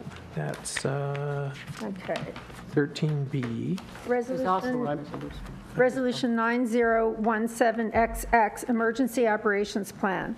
Whereas an emergency operations plan is important to save lives, minimize damage, and ensure response readiness in case of a community-wide emergency. And whereas an EOP provides appropriate steps to manage the entire life cycle of a potential crisis.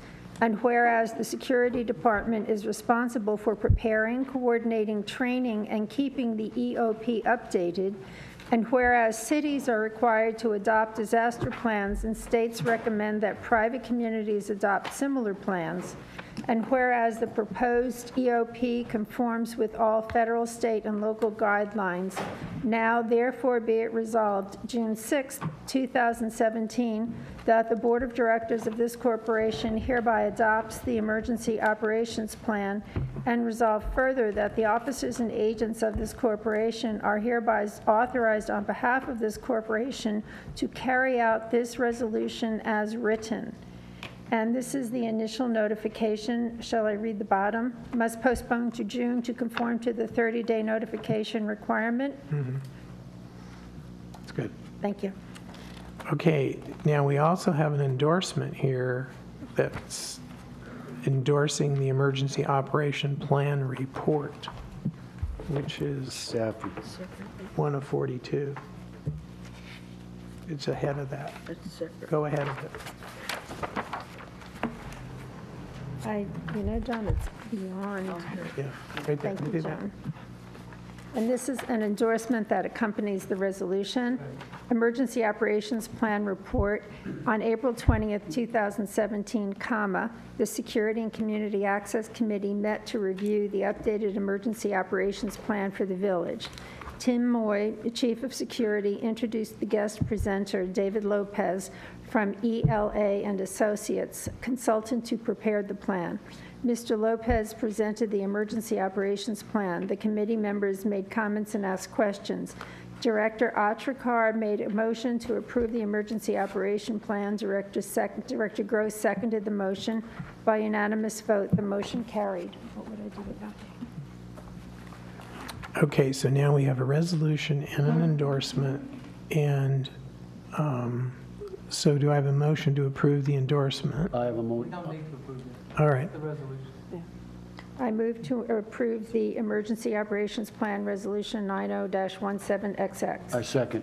Okay, so prior to discussion, Tim Moy has been sitting here patiently, and he's going to give us a brief summary of that He can have my seat if he wants. plan. Do you think he wants to sit out?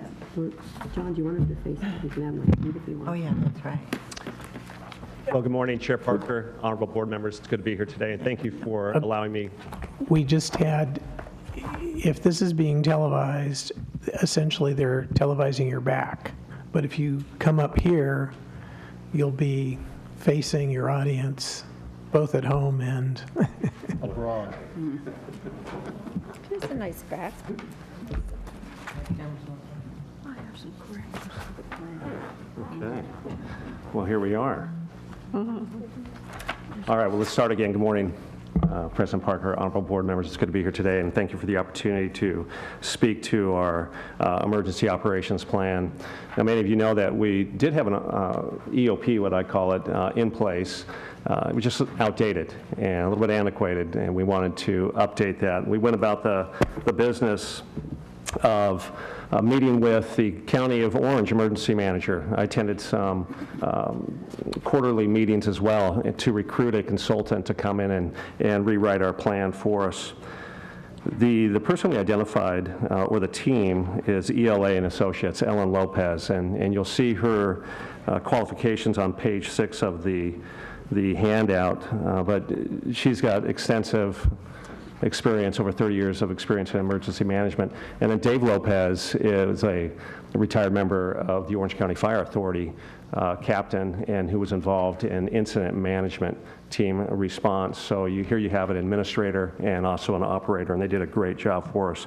As Brad Hudson mentioned, we also put the draft on the website so that our residents could take a look at it, and he did that even while we were still making some minor tweaks to it, and we have forwarded our additional changes to our consultant. But why do we have an EOP in the first place? And I just want to cover that real quick. This is a unique community, much like a small city, and we know that in the event of a major catastrophe, first responders may be delayed up to, several days Sit back.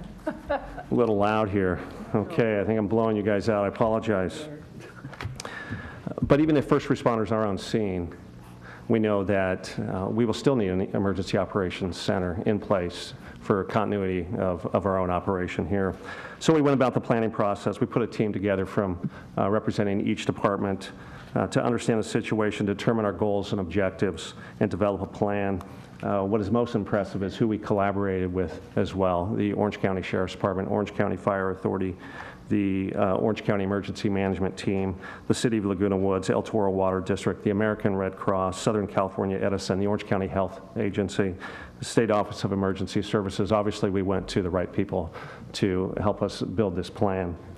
And then again, to understand the threats. What are we facing here in Laguna Woods Village? You know, we've got the threats of the fires, the earthquakes, the floods and storms, energy shortages. We have a power plant down south that's being decommissioned that we're somewhat concerned about as well. And so it's important, or it was important, to bring our planning team up to speed as well and to give them a little bit of the expertise and understanding of what we're trying to accomplish. So our goals and objectives were to understand the threats, enhance organizational coordination and communication, and increase awareness and preparation. Now, this is an all-hazards approach to disasters, taking the actions necessary to prepare for and respond to any given incident. A hazard mitigation plan addresses specifics, and all-hazard puts together a team that can address a variety of different disasters that we may face. So our initial response, and again, it's a different language here in the emergency community. So I'm going to throw a few things out at you that are built into this plan. Having a windshield survey, emergency warning and notification system. That windshield survey is to get out there and assess. How do we evaluate what is taking place in the event of some type of disaster impacting our community? The emergency operation plan covers evacuation. The use of, and this is a unique community, you all know that. We've got clubhouses that can serve as reception centers, as shelters, as triages. And then again, we also have our disaster preparedness task force. And the key role that they play are good neighbor building captains, in the event of emergency, and for them to be able to have protocols in place that they can report to a reporting center, and that information then gets up to our emergency operations center, and we can prioritize. So the members themselves can play a critical role. And we continue to beat the drum on bringing in more building captains, good neighbor captains, to participate in this program. And then emergency resources, ensuring that we have first aid kits at all our clubhouses and spread out throughout the community, rescue equipment, generators, buses. If we need to do some evacuating, if we need to move some people around, you'd be surprised at all the equipment that we have on hand here in the village. And so our Emergency Operations Center, what is that? That's a central command center used to oversee and manage a significant operation. Every city has one. The county certainly has one as well, the Emergency Operations Center. We do the same thing. We use the same language, and this is based on National Incident Management System, the Standardized Emergency Management System, Incident Command Structure. So the positions we are going to use are the same that the county, the state, and the federal teams will use, so that we're all operating on the same page, and there's a solid understanding of that. We don't need to confuse any more people on a major response effort like that. The Emergency Operation Plan, it's 313 pages outlining concept of operations, organization, and responsibilities, EOC management. Again, EOC is Emergency Operations Center, communication and coordination, and then a 152-page activation guide that we're going to give our main officers that are going to be serving on that in the Emergency Operations Center. That kind of, here's what your responsibilities are. Here's your checklist that you need to cover. Again, that is a standardized document. Once we are approved, we will move forward. We will begin to educate and train. We look forward to doing some tabletop exercises down the road as well. And that is all I have for now. Okay, those of us that were fortunate enough to be at the committee meeting, the presentation was, there's only one word I can use, and that was excellent and unbelievably professional. And so we're in very, very good hands. And it came out, Raina, I think that the plan for the towers was almost 30 years old.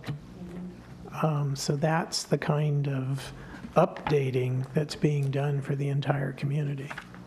So thank you, and you'll be hearing more about this plan and how you can be involved. I have a question, and I was not present, but I always feel that I'm in good hands with you. You stated, if I heard correctly, that we currently have an emergency operations plan?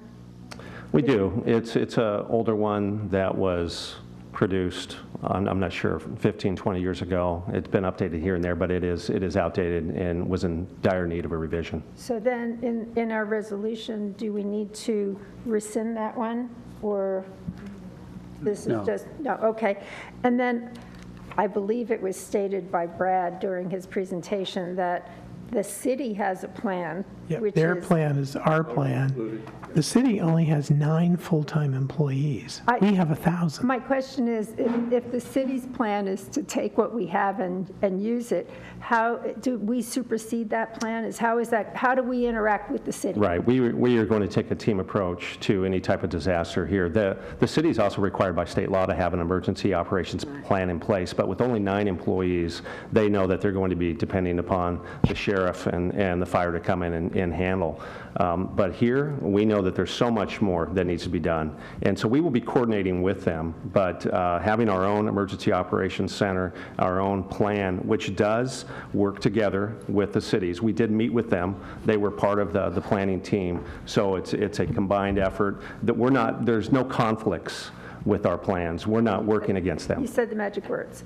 But Thank the you. part that you would really be interested in, Joanne, is that the city is eligible for federal and state monies that come from disasters like FEMA and things like that.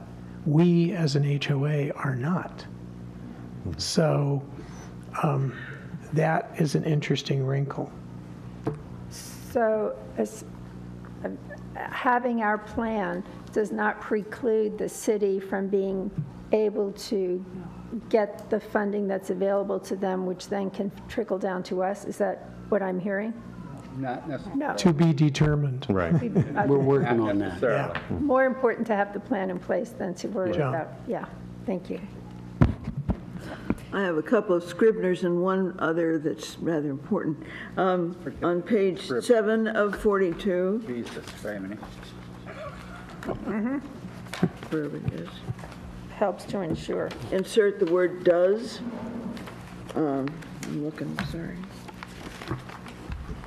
What page of 40? Page 7 of 42, the second boldface type, there should be a does after why. Why does Laguna Woods Village need an emergency operation plan, instead of why Laguna Woods Village need either that or why Laguna Woods Village needs, and add an S. So either add an S or insert does. Yeah, and that won't be a question then. I like the does, because it's. Okay, the does is more consistent. Okay, next page. No, and then it helps to ensure. Oh, thank you. And helps to ensure, under saves lives and so on, the second dot, cross off the S on ensure. It should be helps to ensure response readings. Not either, it's either help ensure or helps. Okay. Very good. Thank you, Joan. Okay, there's more. Uh-oh. They're minor. 42-page document, she's going to find more than I'm 2. sorry. You got to make sure you don't get to the 300-page document. Yeah, Joan. okay, well, no. Page 14 of 42. Cross on the second dot, the last sentence, it should read, large extent handled the same way. Take out, because it says will be needed in most disasters and will be to a large extent, and leave out that last B, large extent handled the same way, okay? We'll take that out. All right, thank you very much. Thank you, Joan. And page 15, I just have a quick question about windshield survey. Does that mean that the survey is placed on a windshield? I don't understand the word No, windshield. yeah, that's just a generic first responder type of language. It's lingo, okay. It's lingo, where we go out and do it's a windshield survey where we get a first initial assessment of the damage, injuries, what have you. Yeah, I got that. I just didn't understand the word windshield. Okay, and the next, on page 16 of 42, most important, under Village Television, it should read Channel 6, comma, 6.1, not 61, Yeah. and 406, and leave off the last parentheses. Yeah. So I thought that was That's very important. important. Very. Okay, that was it. Thank you Well, very much. Thank you. No, page 25. Oh, one more, okay. Page 25, it's, if I find it, it's, pardon me, the very last line is replace expired, and I don't know if it means expired or expended items. It means or. It is and or. Or Yeah, it should've and. been two I don't know different what it means, so it either and or, And/or. and or. And or. This expired. It does? Expended items. Yeah. Place expired. It should be or it should be, or, instead of okay. expended items, it should be or. Just or, Very good. not and or. Or expended items, Okay, it's not and or. Okay. not and or. All right. Catherine. Yeah, I want to compliment Tim on this, and one of the things that, because I have a copy of the original, what we used to have as a disaster plan, and one of the things that has been changed a lot is the terminology, and I think that's absolutely critical, as Tim was kind of mentioning, that in order to have this, the whole disaster situation in the country, they've begun to standardize everybody on the same language. Because one of the things that we all found with 9/11, when each of the services talked differently, and they didn't have a common language, so you didn't understand each other. You know, who's the disaster manager here? And if you don't have the same terminology, so if we're talking to the Orange County Disaster Force up in the mountains, and and Orange County has a disaster headquarters up in the mountains. It's very interesting. I visited it last year, and very, very well set and established. But if you're going to be communicating, you got to be able to speak the same language to each other.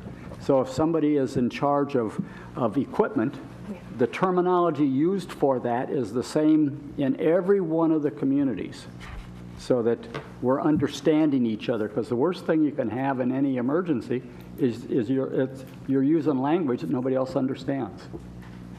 And I think that's one of the more important things, and that's what Tim, and I think we're really fortunate, frankly, because Tim coming from the county sheriff's department and being involved over the years, he is helping bring this community into a situation that we all should begin to feel far more secure than what we were before, even though we had the perception that we were.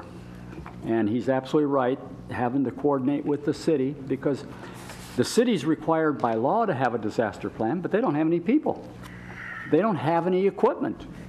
Where are all the buses? Where are all the emergency generators for our village? I mean, for the city. They're in the village because the village is a city. But because we're a private community, we can't be recognized as a city. And that's the barrier that exists. And in answer to Joanne, that was one of the things that FEMA, when they had the hurricane along the East Coast. Sandy. Yeah, Sandy. All the private communities there in New Jersey and New York, Long Island, they could not get funding to replace or to rebuild. It only goes to cities that are recognized. And so, in our community, 95% of the city is us, other than the commercial establishments. And so I think that's the recognition that Tim is bringing, and I'm really pleased with everything that's been accomplished here, because it's a major step forward for us, and the residents need to fully appreciate the action and the steps that are being taken for our own security in a disaster, and who knows when we may have an earthquake. We don't have hurricanes here, and we don't have tornadoes, fortunately. but we do have earthquakes. Okay, Ray, then Tom, then Judith. Real quick, Joanne and any other board members, I have a copy of the old disaster plan, which I will bring in tomorrow morning at our meeting special for anybody else. I presented that at our meeting. It was there for review when people wanted it, so I'll have it there in the morning. Thank you. She won't be there. Oh, she won't? I'll be in Sunnyland. Oh, I beg you. I thought, never mind. I'll get it to you. My comment is this. I've been involved in emergencies in my last life at 3 different ranks. I've put plans together. I've worked with other people to implement plans. I've been involved in several disasters. We are now, not to beat a dead horse, but we are now on equal terms with the rest of the world as far as emergency management. This is a very high quality, very well done plan. So it's amazing that we'll now have that. And again, it's a huge improvement. It's not a change, it's a huge improvement again. And of course, Chief Moy leading the troops the way he does. This is a very exciting thing, and I was very happy to be involved just a little bit in the security committee with this. But Tim deserves all of the credit. Thank you. Judith. I'd like to move that we accept the emergency operation plan and activation guide that was presented here today so that we can discuss it. It was which is how it's supposed to moved, be. it was moved by me and seconded by Already? Tom. Okay. Yeah. Well, it's the And vote. Okay, And we've been discussing it. that long. Okay. So now, I would like to, all those, all right. Just one quick question. We have the California earthquake shakeout every year. Are we going to be having drills here too? We are, actually. Last year, being my first year here, we did a tabletop exercise with our staff members, introduce them to the emergency management system and try to do some education. We used a basic scenario of a significant earthquake. And we held it in such a way that first responders were not immediately responsible. We had them responding outside the village to a more serious event, and so we had to fend for ourselves.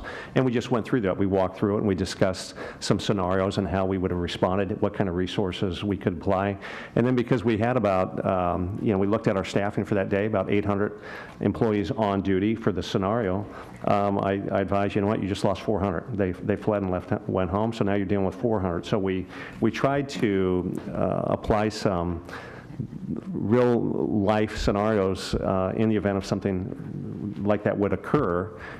In the event of an earthquake, what have you, so that we know that's going to happen, right? If you look at statistics, we know that certain people are not going to stay and do their job. I will tell you that this executive team that Brad has put together is very committed, and whether this emergency or an event happens at 2 in the afternoon or 2 in the morning, you can bet your paycheck that we're going to do our best to get here in a very timely manner. In the meantime, we've got others being trained up that are on the 24/7, and that is our security. I'm providing FEMA training to them so that they understand the first response requirements. With the great California shakeout taking place again in October, we'll be doing an additional drill, and we'll be bringing more of our good neighbor captains into it as well. Thank you. All right, this resolution, the emergency operations plan, has been moved and seconded, so there not being any further discussion, all those in favor of this resolution? Unanimous. Okay, it's unanimous, Corinne. Thank you very much, Chief Moy. And now, it's the 30-day postponement. It's right in the resolution. And I did read that it was postponed. Okay, now we are under new business, 13C, which is 11F. So if you go backwards in your packet to 11F. Doing F before E? Okay. We're doing F before E because that's how they came off the consent calendar. Okay. So this is Resolution 9017XX, Programming Network Contract Renewals. Whereas contract renewals are the sole responsibility of GRF And whereas the Media and Communications Committee, MACC, has found it necessary to define a standard that implements a procedure that evaluates programming contracts when they come up for renewal and ensures that the rising cost of television programming is kept to a minimum. And whereas GRF belongs to a cable television cooperative, National Cable Television Cooperative, which assists in the negotiation of most contracts, which results in the best rates as the cable television cooperative represents more than 6 million subscribers.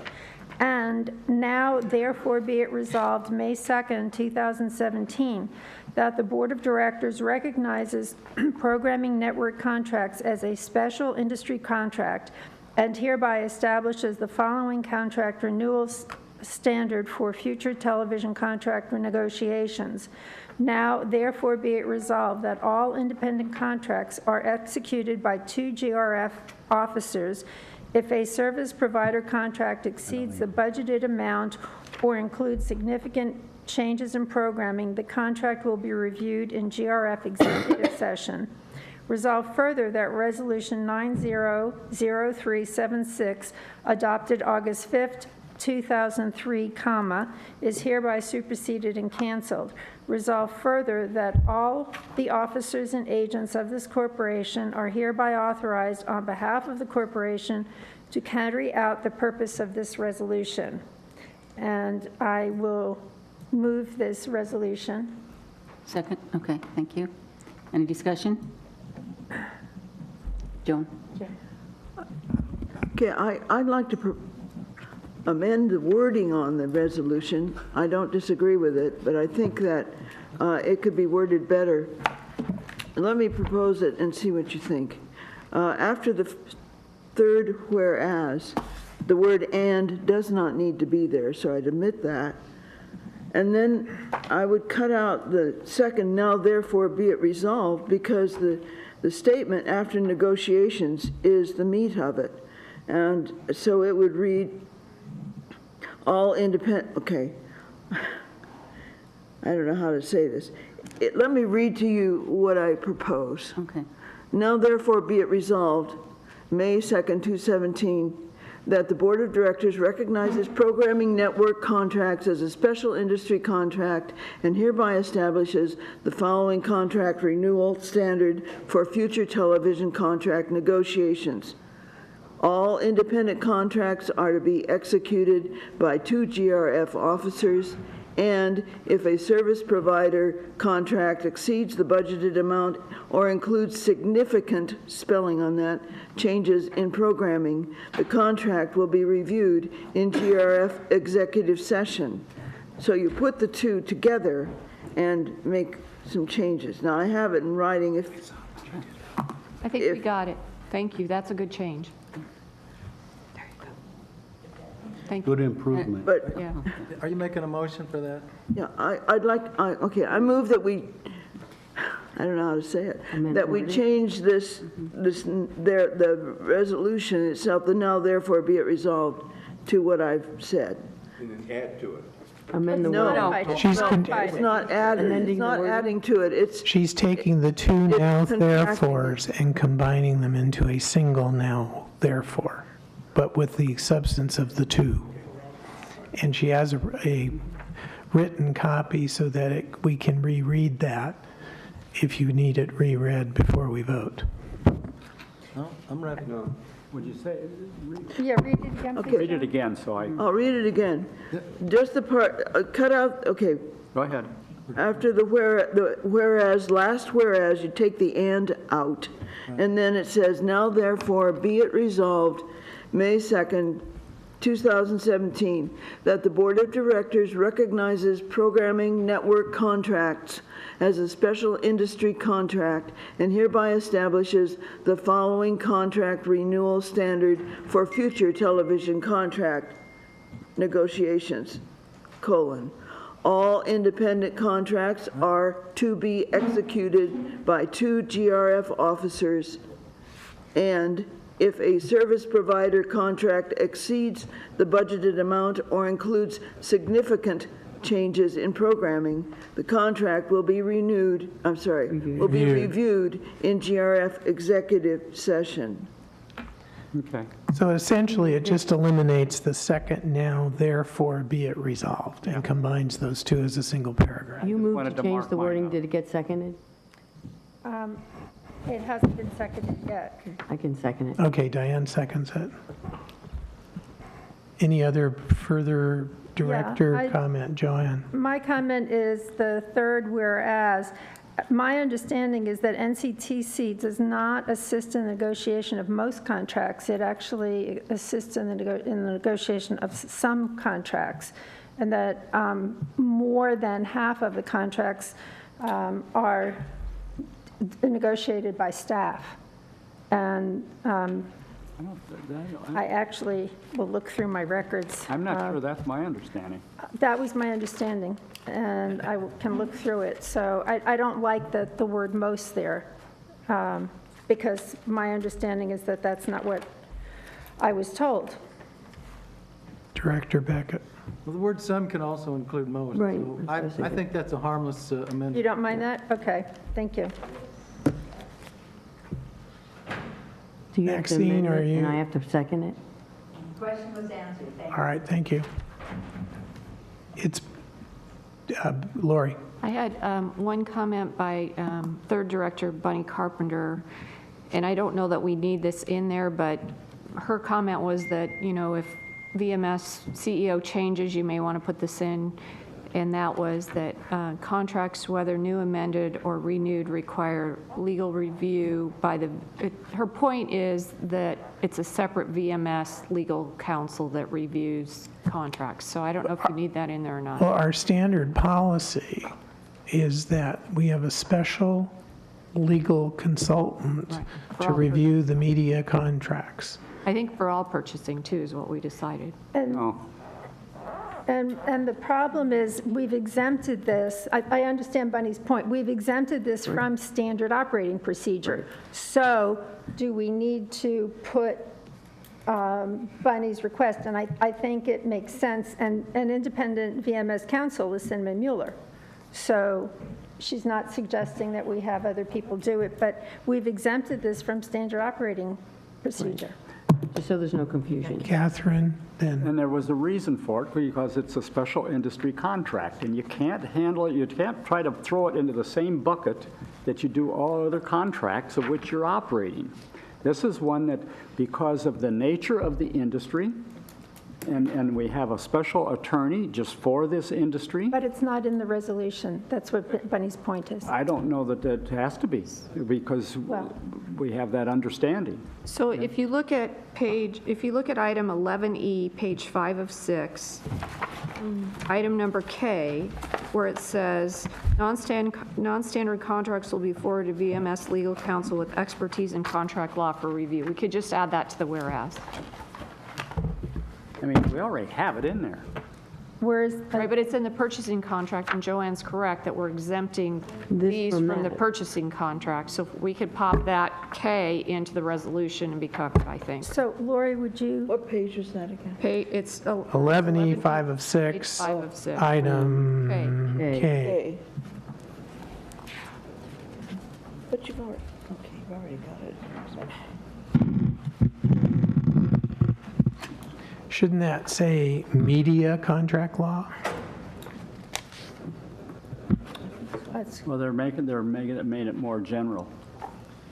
Because non-standard contracts could be another industry too. All right. Okay, so do we have a consensus of putting K into resolution that we're working on? Would we add it as another whereas? Yes. Okay, so we keep that and. Yeah, I know, but I'm dealing with the directors before I'm dealing with the audience. Okay. All right? Trying to get this. So Lori, I'm sorry, where would you put it, Lori? And we're putting it under programming renewals? It'll be the fourth whereas. Under renewals, whereas, no, before now, therefore be it resolved. Right before that. Okay, and I'm not changing any language, just popping it in there as the fourth whereas. So whereas, and that's the K from. Right. Yeah. 11E506. Okay. Mary. Yes, Mary Stone, 356C. That's why you are amending your purchasing and contracts policy, which is E, which you should have, That's not how it was pulled from the consent. Well, I know, but you can refer to it now because you can look in page 5 of 6, and right there under L, it says industry-specific contracts, e.g. programming network contracts, are exceptions to this policy.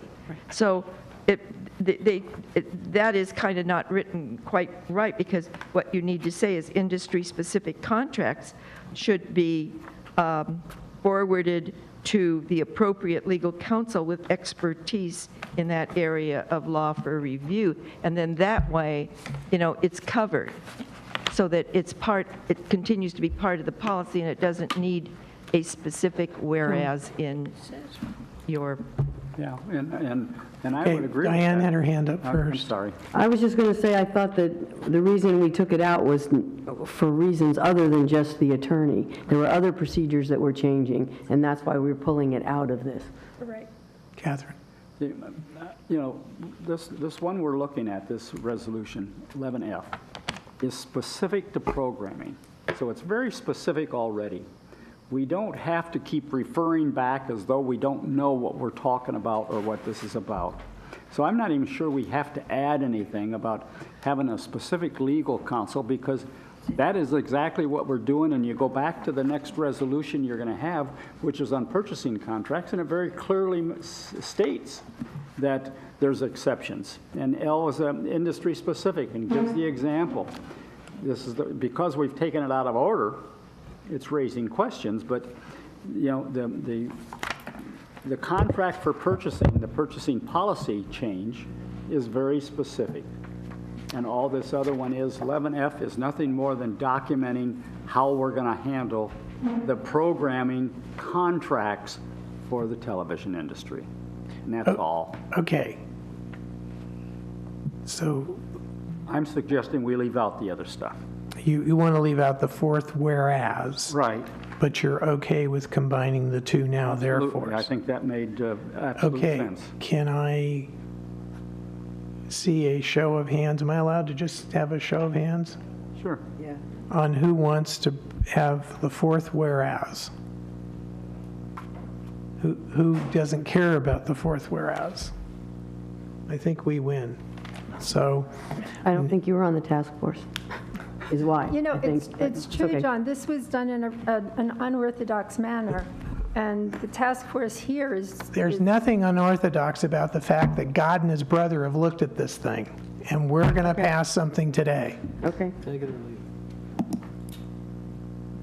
it. I have spoken. I call the question.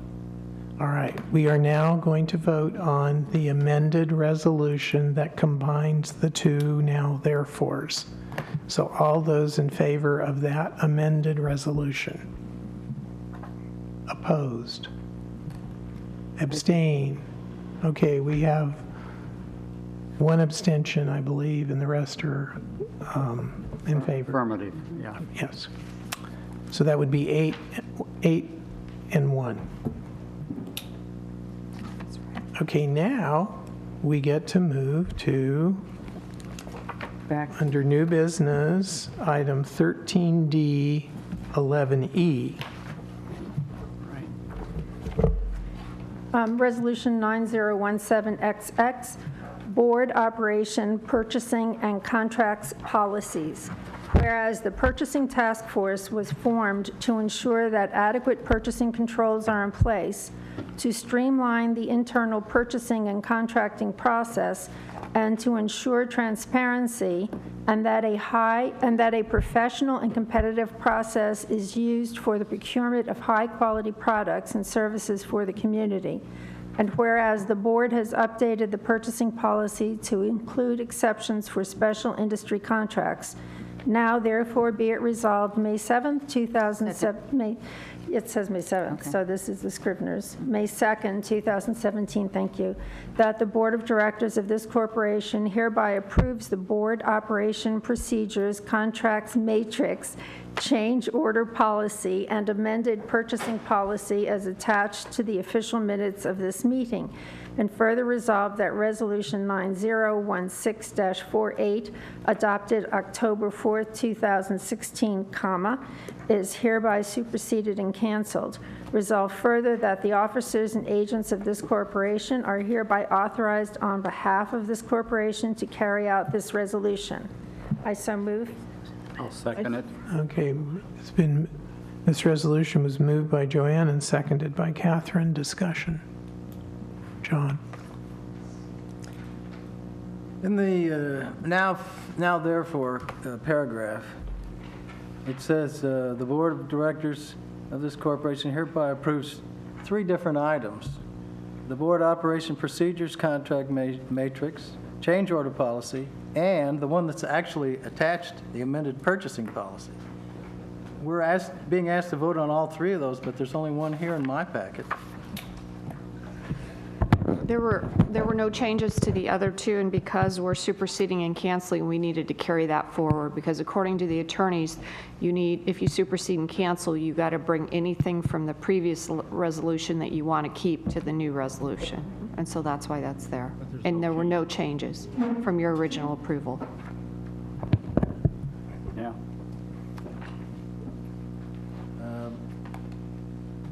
Well, I do have an amendment to that policy. On pages 5 and 6, there are 2 paragraphs. One begins at the bottom of page 4, medium projects, and the other one is G, large projects.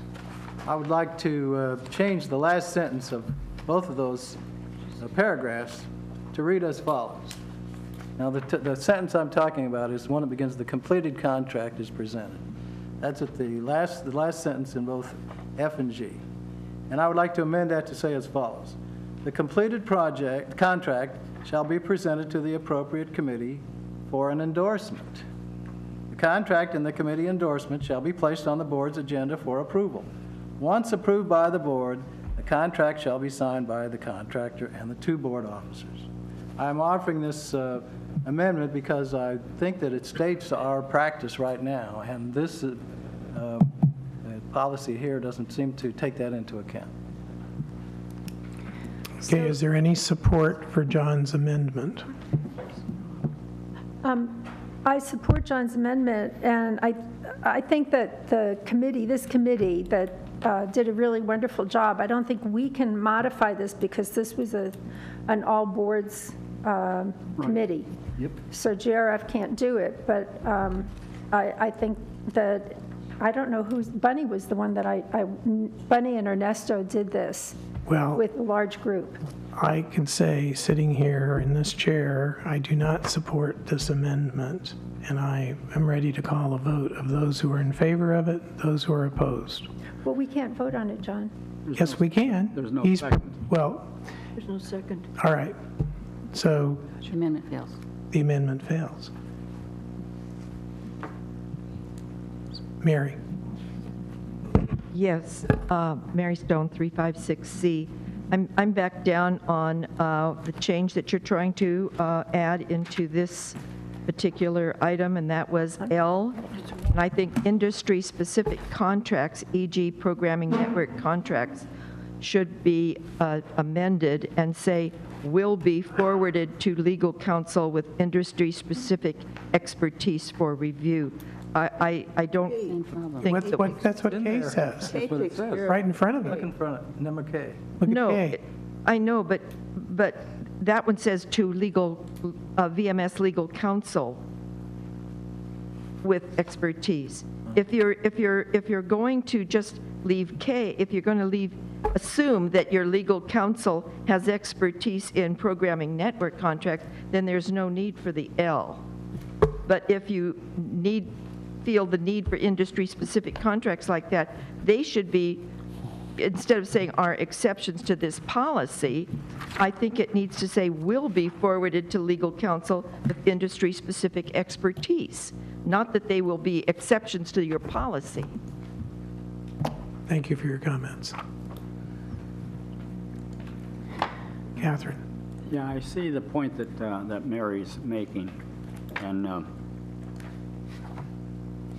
because because our VMS legal counsel is not the one that would be viewing its industry-specific things. And so we want to be careful that we're not locking it in without saying, there is a point, but I don't know who worked on this. But when it says with expertise in contract law, and we just discussed the fact, and I said, should it say media law? And you said, we're better if we keep it general. So, we could get the 18,000 people in Laguna Woods, and we could massage any document from now to eternity. But it seems to me that what we're dealing with says what we need it to say in order to get the job done. Why don't we just take out VMS and just say legal counsel? Why don't we just pass the resolution?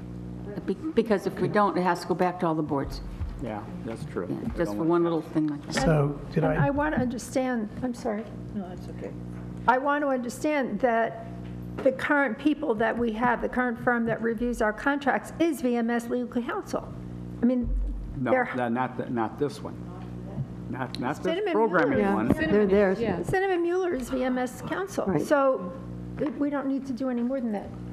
Joe? Actually, I think they're GRF counsel. It's a GRF counsel. It's not VMS counsel. Okay, but if this is an exception, doesn't it already go to its own lawyers? I mean, we don't need to say it again. Right. Since it is an exception, it's going to go to an industry-specific counsel. I agree. That is part of its process. Correct. So I don't think we need to say it again. No, all I was saying is take out VMS because that implies leave that it's that. going there and just say to industry-specific legal counsel. No, leave it in.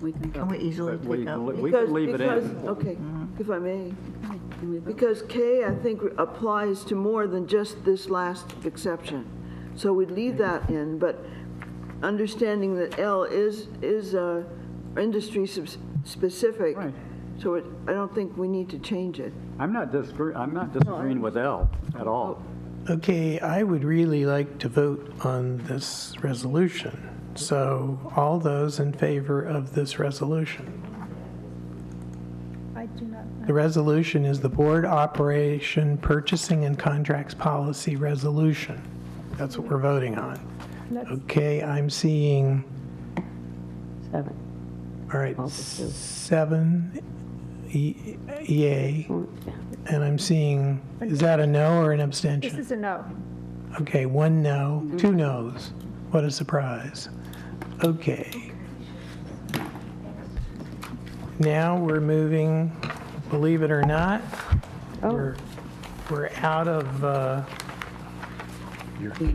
Yeah, baby. 14. we're out of new business, and we are now into committee reports, and the first committee report is 14, which is Finance Committee. Diane. Got it. Now is the fun time, the numbers. First, I want to give a quick update on our charitable organization task force. Our goal is to create a means by which donations made to GRF can qualify as tax-deductible charitable contributions. We've decided on a tentative name for the organization, the Village Community Fund. We're trying to not use the word foundation because we don't want it to be confused with our current Laguna Woods Foundation. But that's our tentative name.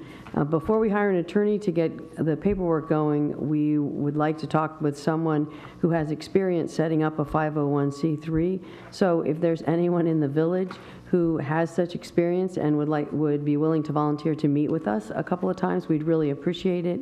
You can contact me, DianePhelps@comline.com. Or you can call the office, and they'll give you my phone number as well. Okay, so the report of our April 19th, 2017 GRF Finance Committee meeting. We had the meeting on Wednesday, April the 19th. I was sick and was unable to attend, but I want to thank Joanne and Kate especially for filling in for me. Joanne chaired the meeting, and Kate gave the meeting review on Village TV the following day. Topics on the agenda included a discussion of GRF's investment policy. Also included were updates on the status of our 2016 financial statements. KPMG completed the audit, and all three boards accepted the financials as audited. A copy of the independent auditor's report and a summary of the financial statements have been mailed to members as required. If you want a complete copy with all the footnotes, they're on the Laguna Woods, the Lagwu Village website.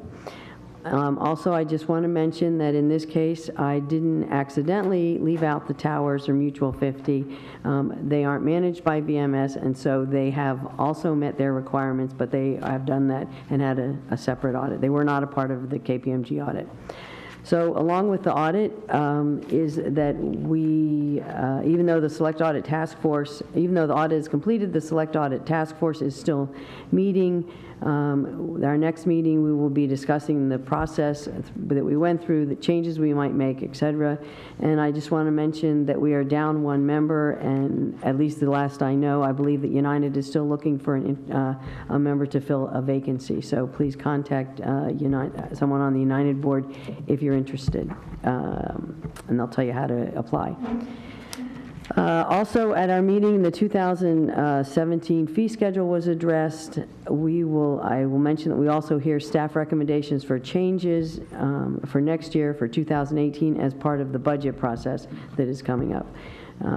A copy of the budget calendar is included in the agenda package for this meeting as agenda item 14B, page 1 of 1.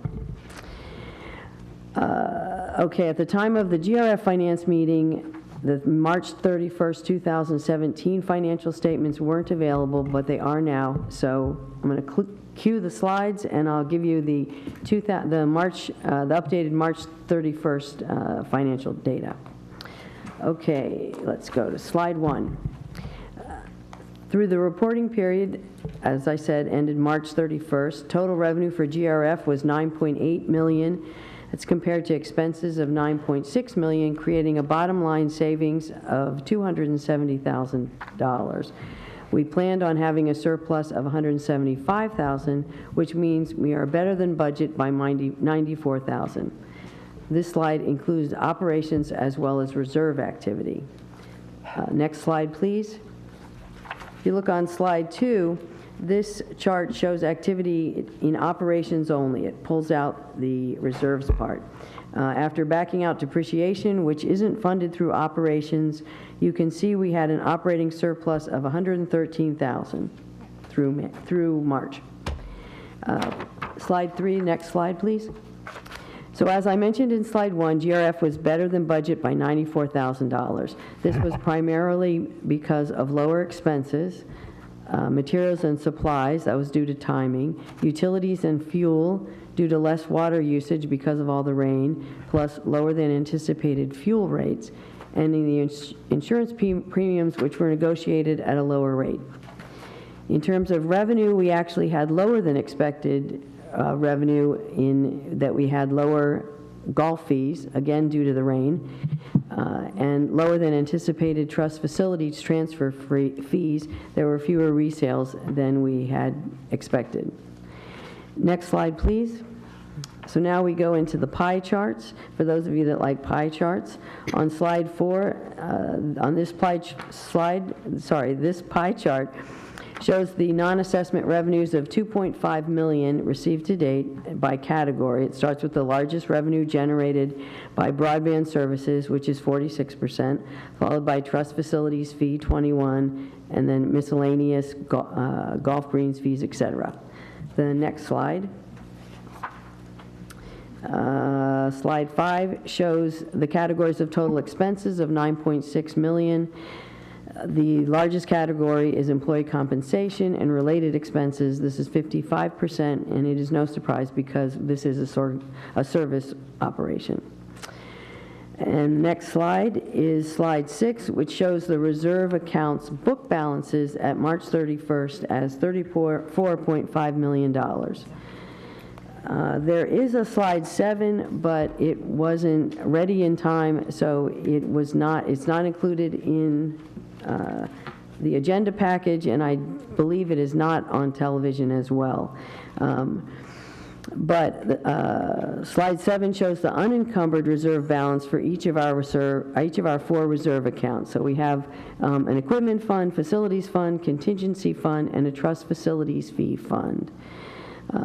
So their book balance totals $34.5 million, and $11 million of that includes work in progress.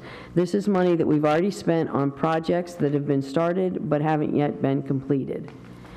The $34.5 million also includes about $11 million in money that has been appropriated for projects that haven't even yet been started. This includes about $6 million in projects that were just put on the books in January because they're part of the 2017 budget. So that leaves about $5 million for projects that were included in budgets as far back as 2013, but for various reasons have not yet had money applied to them or have not yet been started. So bottom line, if we reduce our reserve account balances, the $34.5 million, by work in process and remaining appropriations, we have a remaining totally unencumbered balance for reserves of $12.5 million. Okay, so that's it for the slides, and at the next GRF meeting, we should have this slide 7 available both in the agenda package and online, or I'm sorry, on the television. The next GRF finance meeting, we won't have one in May, but we'll have one in June, and it was originally scheduled in June 21st, but we're moving it to June the 14th at 10 a.m. Please check the Team Up calendar as we get closer to the date, and you'll get more information about the room at that point. And at the next agenda meeting, we will be talking about our reserves and a bit about banking as well. And that's it for the finance report. Director Beckett. Thank you for that additional information you provided to us, that we have $11 million committed and another $11 million that's work in progress. Right. It makes a big difference. Thank you. Sure. Thank you. And as we did last year, we will look at those appropriations that have yet to be funded, and we may decide to delete some of those because those projects get charged against our reserve. And last year we knocked off well over $2 million. I don't think there's that kind of funds to knock off this year, but it behooves us to take a look at those because GRF, the project log on GRF, Judith, is 40 some projects that are under GRF, and there's stuff on there that's probably never going to happen. And that's not all of them, because there actually are more, because there's some recreation, there's some other departments. Yeah. Catherine? Yeah, I don't disagree with what you're saying, but I question whether we have to remove them or whether we have to basically obligate that we recognize these are actions that are going to have to ultimately take place. Well, some of them we may never take. Obligate a reserve for them or obligate ourselves to saying we've made a commitment just because we list it as something that may be done 5 years from now. But if we don't keep it in front of us, as boards change, things don't get done. And I think that's one of the problems that we've had in this community is that there's no long-range plan that says this is the order of which has been set and to move things forward. Most cities and community, they plan out for 5 years. And so sometimes you're going to put things on there that you're not going to do right now, but we sure don't need to be reserving the funds and saying, well, we're locking away funds for that at this point. But we need to identify that it is there, and so that boards coming along can say, well, now we're 2 years closer, so it's not being forgotten. And that's my concern. When you remove things, then all of a sudden, it disappears, and we never address the issue until it's too late. Well, my experience, unless it's under construction, it is subject to revision. Sometimes just putting an item in the budget sends a signal to staff that they are free to go forward on that and spend the money, and I think that's a good reason to take it out. John, that is not how this community operates, despite what you think. Moving right along, thank you for the finance report. And Beth is item 15, report of the Community Activities Committee. Thank you. Community Activities Committee, we've already addressed a number of things that were on our agenda for our last meeting, and you can see on the consent calendar, we approved extending the summer pool hours for grandchildren and consignment tickets for the Sunshine Performance Club. And another fun activity, I think, is the family dive-in movie night. So those are three things that we've approved. And Brian Gruner, who is our director, came up with some ideas. He kind of reviewed some things that we've had happening and things that are coming up. April 1st, the bazaar was a real success. The golf club is working with the recreation department. And last year, they raised not quite $20,000 for the foundation. And this year, they are pushing to look toward $30,000 for the foundation, which... Yes, no? We already have more than that. Okay, they're over 30 already. Whoa. Yeah. So anyway, very, very grateful. Thanks to her.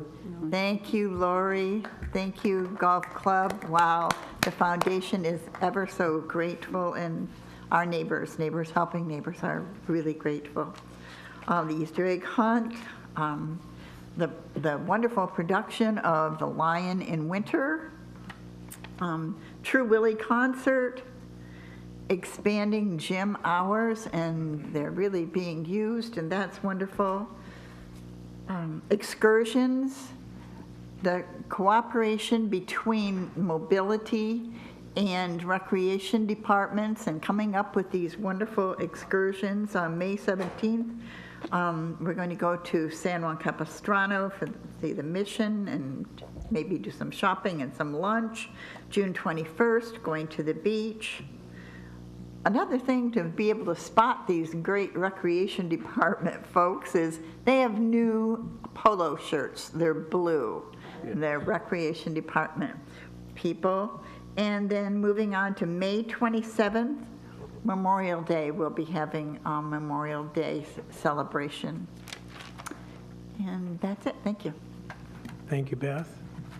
The Landscape Committee did not meet this past month. Excuse me?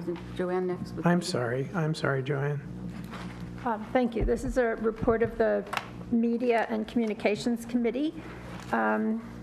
At President Parker's request, the committee will be meeting every other month. Our next meeting will be on June 19th, and Staff Officer Holland assures me that it will be in the boardroom, and I'm sure all of us are confident that it will be. The committee is a very active committee, and several things are in the works. One of them is the new docent tour video, which is probably one of our more valuable sales pieces, and the one that was in use was getting a little tired. So at our next meeting in June, we'll be able to see with our new technology the new video. As Brad mentioned, the VTV call letters, logo, I don't know what we call it, is being investigated. Apparently we have it? I think. Yeah, we do. We heard yesterday. Yesterday afternoon, we had a meeting with the attorneys, and it looks like we're clear to go with VTV. It's not Vietcong, guys, from the old school. Anyway, so it was being researched, but we just found out that we are good to go, and I'm not quite sure if the committee or community needs to say go ahead on it in any way, but it certainly sounds a lot better than TV6. It'll be on your next agenda. Okay, thank you. again, Mr. Holland, and the website, I believe it's ready to go. And along with all of that increased speed and bandwidth that Mr. Hudson referred to, I think we're all going to be seeing improvements in our old staid computers, and hopefully in our new jazzy website, we'll be able to find things more easily, and it will have greater ease of availability, ease of accessibility. And the last thing that I wanted to mention is that the analog televisions are not going to be supported anymore starting in January. And I was at Best Buy a couple of days ago, and I can't believe the prices on the new TVs. I'm really happy that I only bought one because now they're like half price. So put that on your Christmas list for your family to gift to you, or just go shopping. I know that there are lots of coupons out there too. So that's it, and we'll see you in June. All right, thank you, Joanne. And I already said no landscape, so Judith, M&C. I promised the Disaster Task Force to take every opportunity to put another plug in to solicit for disaster preparedness building captains, not to be confused with garden villa building captains. So we think we're going to name them good neighbor building captains. And these captains will check on the residents in their assigned buildings in case of an earthquake or any other natural or unnatural disaster, checking for injuries or emergency concerns. That committee also is considering having like a barbecue and any other incentives to motivate residents to come in and join and things of that. So if anyone has any good ideas, otherwise please start coming to some of the meetings, and they're going to be, Tom hopefully will have more to say on this because he comes right after me. Again, remember the shakeout, they mentioned it already, today is going to be October 19th at 10:19 in the morning. You all have to remember that, right? The next task force meeting, which we're supposed to encourage residents to come, will be 9:30 Tuesday, May 30th in the Pine Room. Okay, M&C. Obviously, M&C did not meet in April, but on April 4th, the GRF board formed the PAC, Performing Arts Center, Renovation Ad Hoc Committee. This committee was formed to work with staff on the renovation of Clubhouse 3, which will be completed in phases due to the 2018 budget limits. The committee is represented by GRF, all three mutuals, and the appropriate staff members. On April 4th, the GRF board approved a charter for this committee. In January 2017, I'm not sure the exact date, GRF engaged SVA Architects of Santa Ana to assess the building's structural integrity, design, functionality, code requirements, landscape, interior design, electrical, and plumbing needs. And John will tell you the resume is impeccable. Beth, I think, helped to choose them as well. The ad hoc committee met last Wednesday, or on April 26th at 1:30 in the Sycamore Room. Also in attendance were representatives of the Old Pros and the Theater Guild. SVA presented their report on the initial assessment according to the scope of work requested. With a budget of $750,000, this initial quote was broken down into three categories. The first category was the immediate needs of the building, and then the immediate building and structural deficiencies, and a third, program augmentation. These are the nice-to-haves. So the immediate needs, things like ADA and fire code compliant, hazmat concerns, and the stage rigging, they estimated $575,775 approximately to just fix that category of needs. The second category, the immediate building structural deficiencies, which would be audiovisual, HVAC, and the curtains and things of that nature, $979,238 just for that category. And then the third category was the really nice-to-haves that we don't have to do, is things like the lobby, the room upgrades, new theater seats, paint, partial kitchen upgrades, et cetera, et cetera. And I have a breakdown of all those. So the total, if we were to do all three phases, would be $7,493,420. So the question was asked, I think by John Parker, why don't we just build a new building? Well, both staff and Ernesto said, and the architects, it would cost 2 to 3 times as much to build a new theater of the same size. So, Catherine Fresley insisted, as she should have, to obtain a destructive testing test on that building, and hopefully a better one than we had on Clubhouse 2. It was also decided that input will be essential from all groups and residents that utilize the building on a regular basis.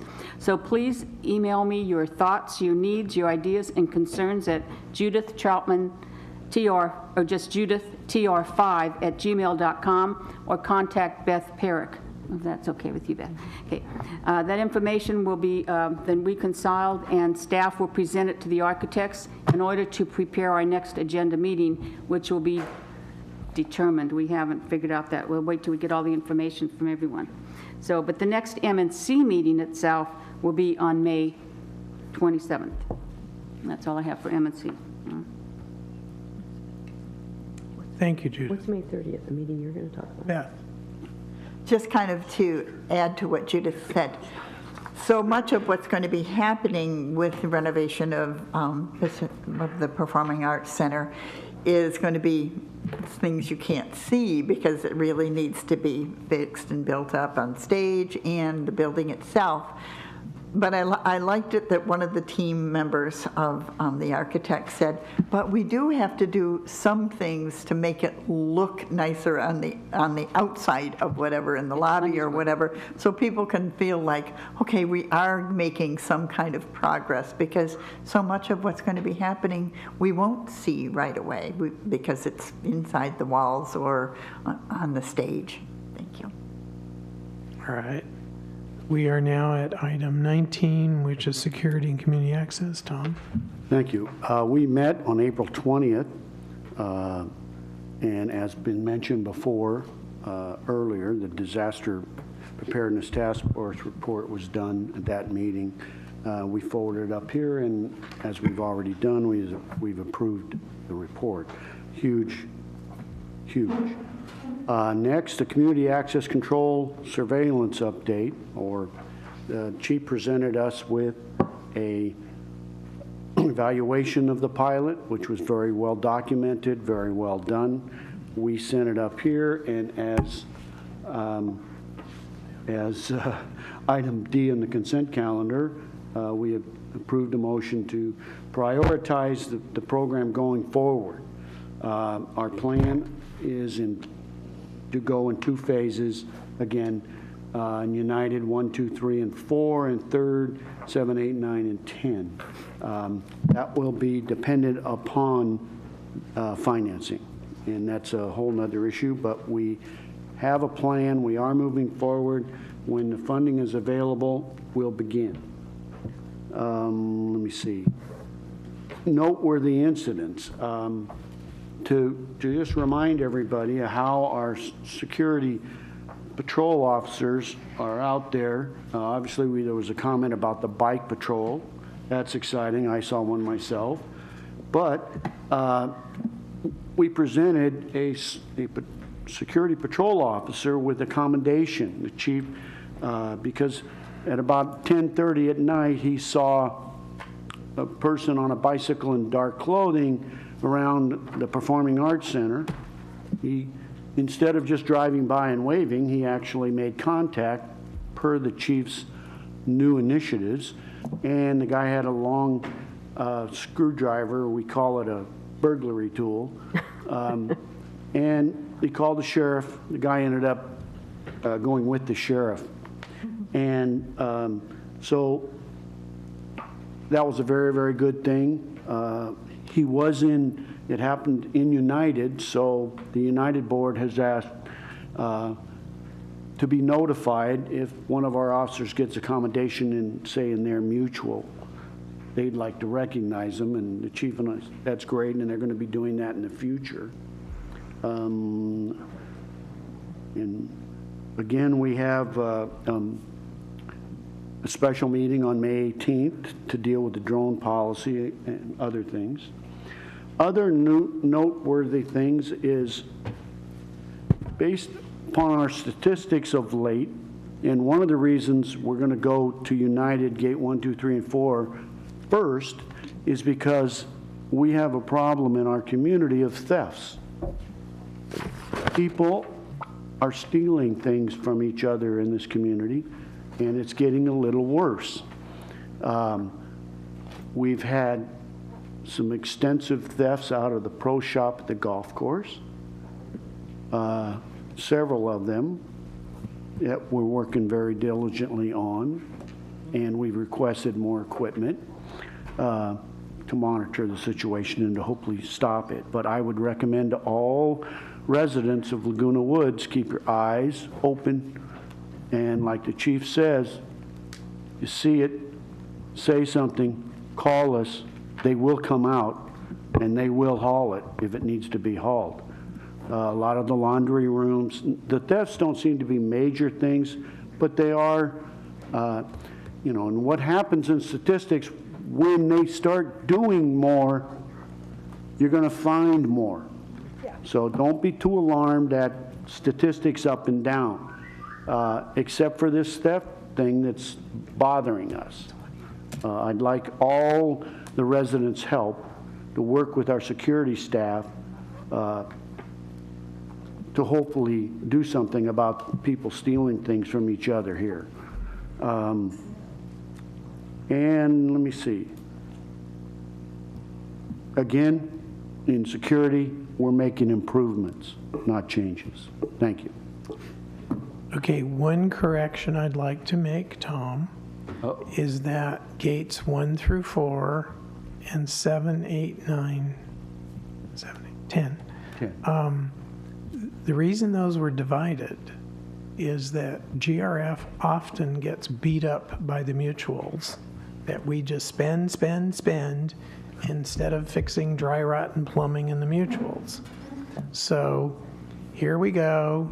And so I requested that as we deal with those gates, that we show the money that's spent on 1 through 4, and we show the money that's spent on 7 through 10, so that the mutuals could see the actual dollars that were benefiting their residents.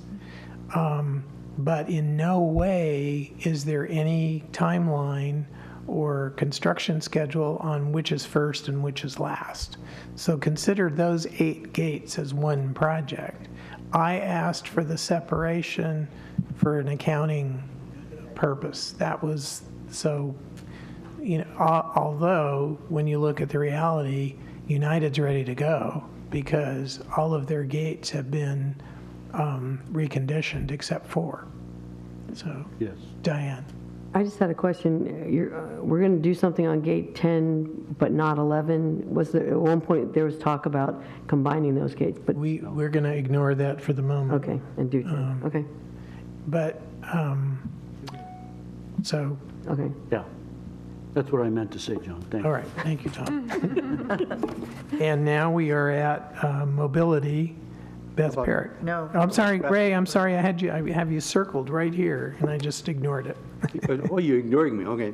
In any event, I will try to make this as fast as possible, but I have a lot of good information to put out. We get complaints about what right do you have to give us notice of the violations, to write tickets and so forth and so on.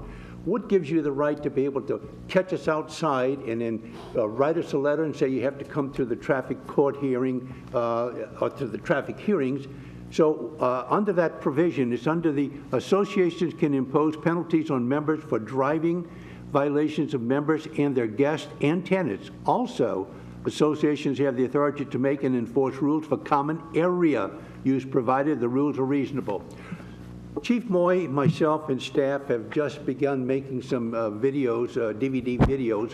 One that's been done, completed already, was under the stop signs. That can be assessed, by the way. He was on this day, and it's available on Village YouTube channel. To assess the Village YouTube channel, you must visit lagunawoodsvillage.com, click the YouTube icon at the very bottom. Once on your YouTube site, you look for the video on the playlist, Laguna Woods Village News. It shows you our staff people that are doing these stop signs. There are so many reasons that people go through the stop signs, various things. We're trying to make it safe for you so that we can have practice safety, driving habits. You get buckle up, know your responsibilities and your limitations. In addition, we keep getting complaints about, well, why do those guys keep giving us writing tickets and they don't play Let's Make a Deal? Guess what? Being a judge, oh, no, we have the availability to go ahead and take care of it, and it's under the section that we classify as voided or suspended. When people come into the traffic hearing, not court, hearing, they have an opportunity to speak to the judges, explain what's going on. Our officers are told to write the ticket, period. Do not say, I can play Let's Make a Deal. So that is the reason. Please understand that. One more little thing real fast. Under the notices of violations, just real quickly, we had speeding so far 69 over in excess of 15 miles an hour. We've had speeding in excess of 16 miles an hour, 14 of them. The others were 11 to 15. Stop signs already 60. Unlicensed drivers, and this is very important, we have 12. People think because they're up in age, they don't need a driver's license or to get their vehicle re-licensed. That's not so. You must completely do it. We have no parking, expired registration, 110. That means that a lot of these people may not even have insurance. When you get hit by them, look out. So these are why we're trying to enforce the situation and go ahead and put together programs that will help. In addition to what we've already done, the DVDs that we've made, we're going to be doing additional ones for speeding violations and how it's done and so forth and so on. A vehicle leaving the community, we will show you how it's done. The officer, a lot of people just keep going out the gate. The officer will take a picture of your license plate and a picture of you driving. Then the letter's sent to you and it comes in. Also at that point, because you don't have a driver's license, I request a driver's license to make sure you're safe and so forth. Anyway, thank you, sir. I hope I've covered it enough. Thank you, Ray. So Beth. Thank you. Mobility Committee, the report of staff was our criteria is that we want to, number one, have happy and satisfied bus riders, and we want to increase the number of riders. We are using data to help us better serve the community, which one of the ways they're using data is to be able to try to determine the ridership. And then because once they are able to do that, they can target the bus routes by the identified needs. If there's a greater need in one area than another, they can provide an extra bus in that arena, and if it's not needed in one arena, then pull it back.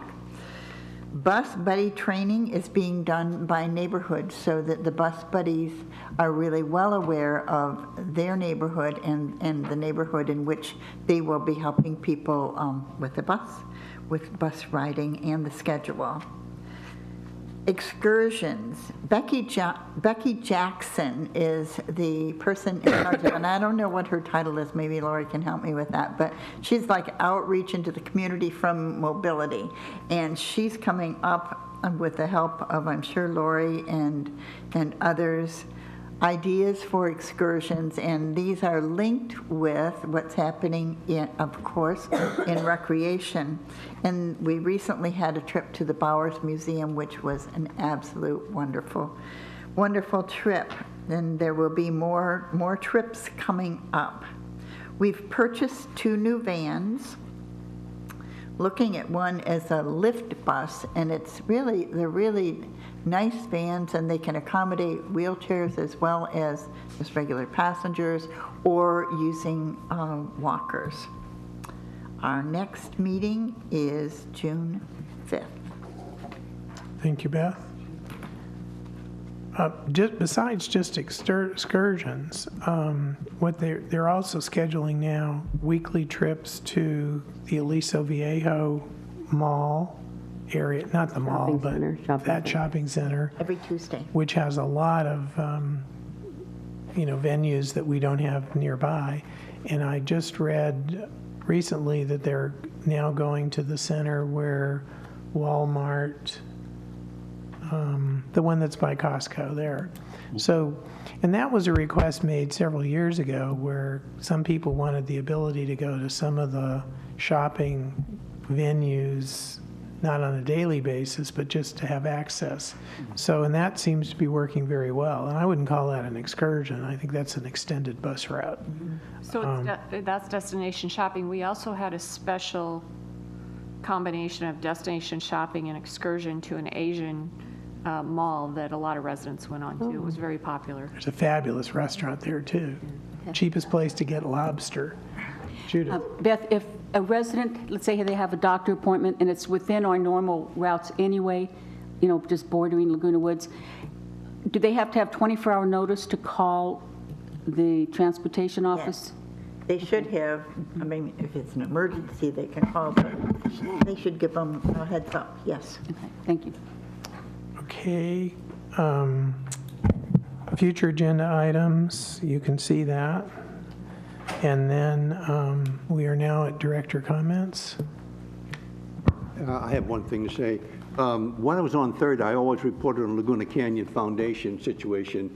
We haven't been able to do that here, but I want the folks to know that each month I make sure, because I'm involved with the foundation, I make sure that we have a complete list of all of the activities that are there, and make at least 40 copies and are presented at the front desk. There's good information. You got hikes and so forth and so on. And just basically, if you need to contact them for any information, the phone number is 949-497-8324. They will certainly take care of anything you need. These are great bits of information. Thank you, sir. Thank you, Ray. Catherine? John? Tom? I would like to commend all of the GRF board members for the last 6 months or so for working with the Security and Gate Access Committee to improve the security of our residency. I appreciate the help. Thank you very much. Diane? A couple of things. I think the Laguna Canyon, I think you might be able to get an email list that gets a list of that stuff as well if you don't want a hard copy. But I don't think anyone mentioned that the archery range at Clubhouse 1 has been opened. You can check there for their hours. And then we mentioned good neighbor building captains, but if you live in a street that doesn't have a 3-story building or whatever, like there's room for you as well. There's block or street captains or whatever. But if anybody's interested in volunteering, I'm sure they'll find something for you to do. Beth? Good meeting, thank you. Joan? Great meeting. I think that our emergency plan is going to be fantastic.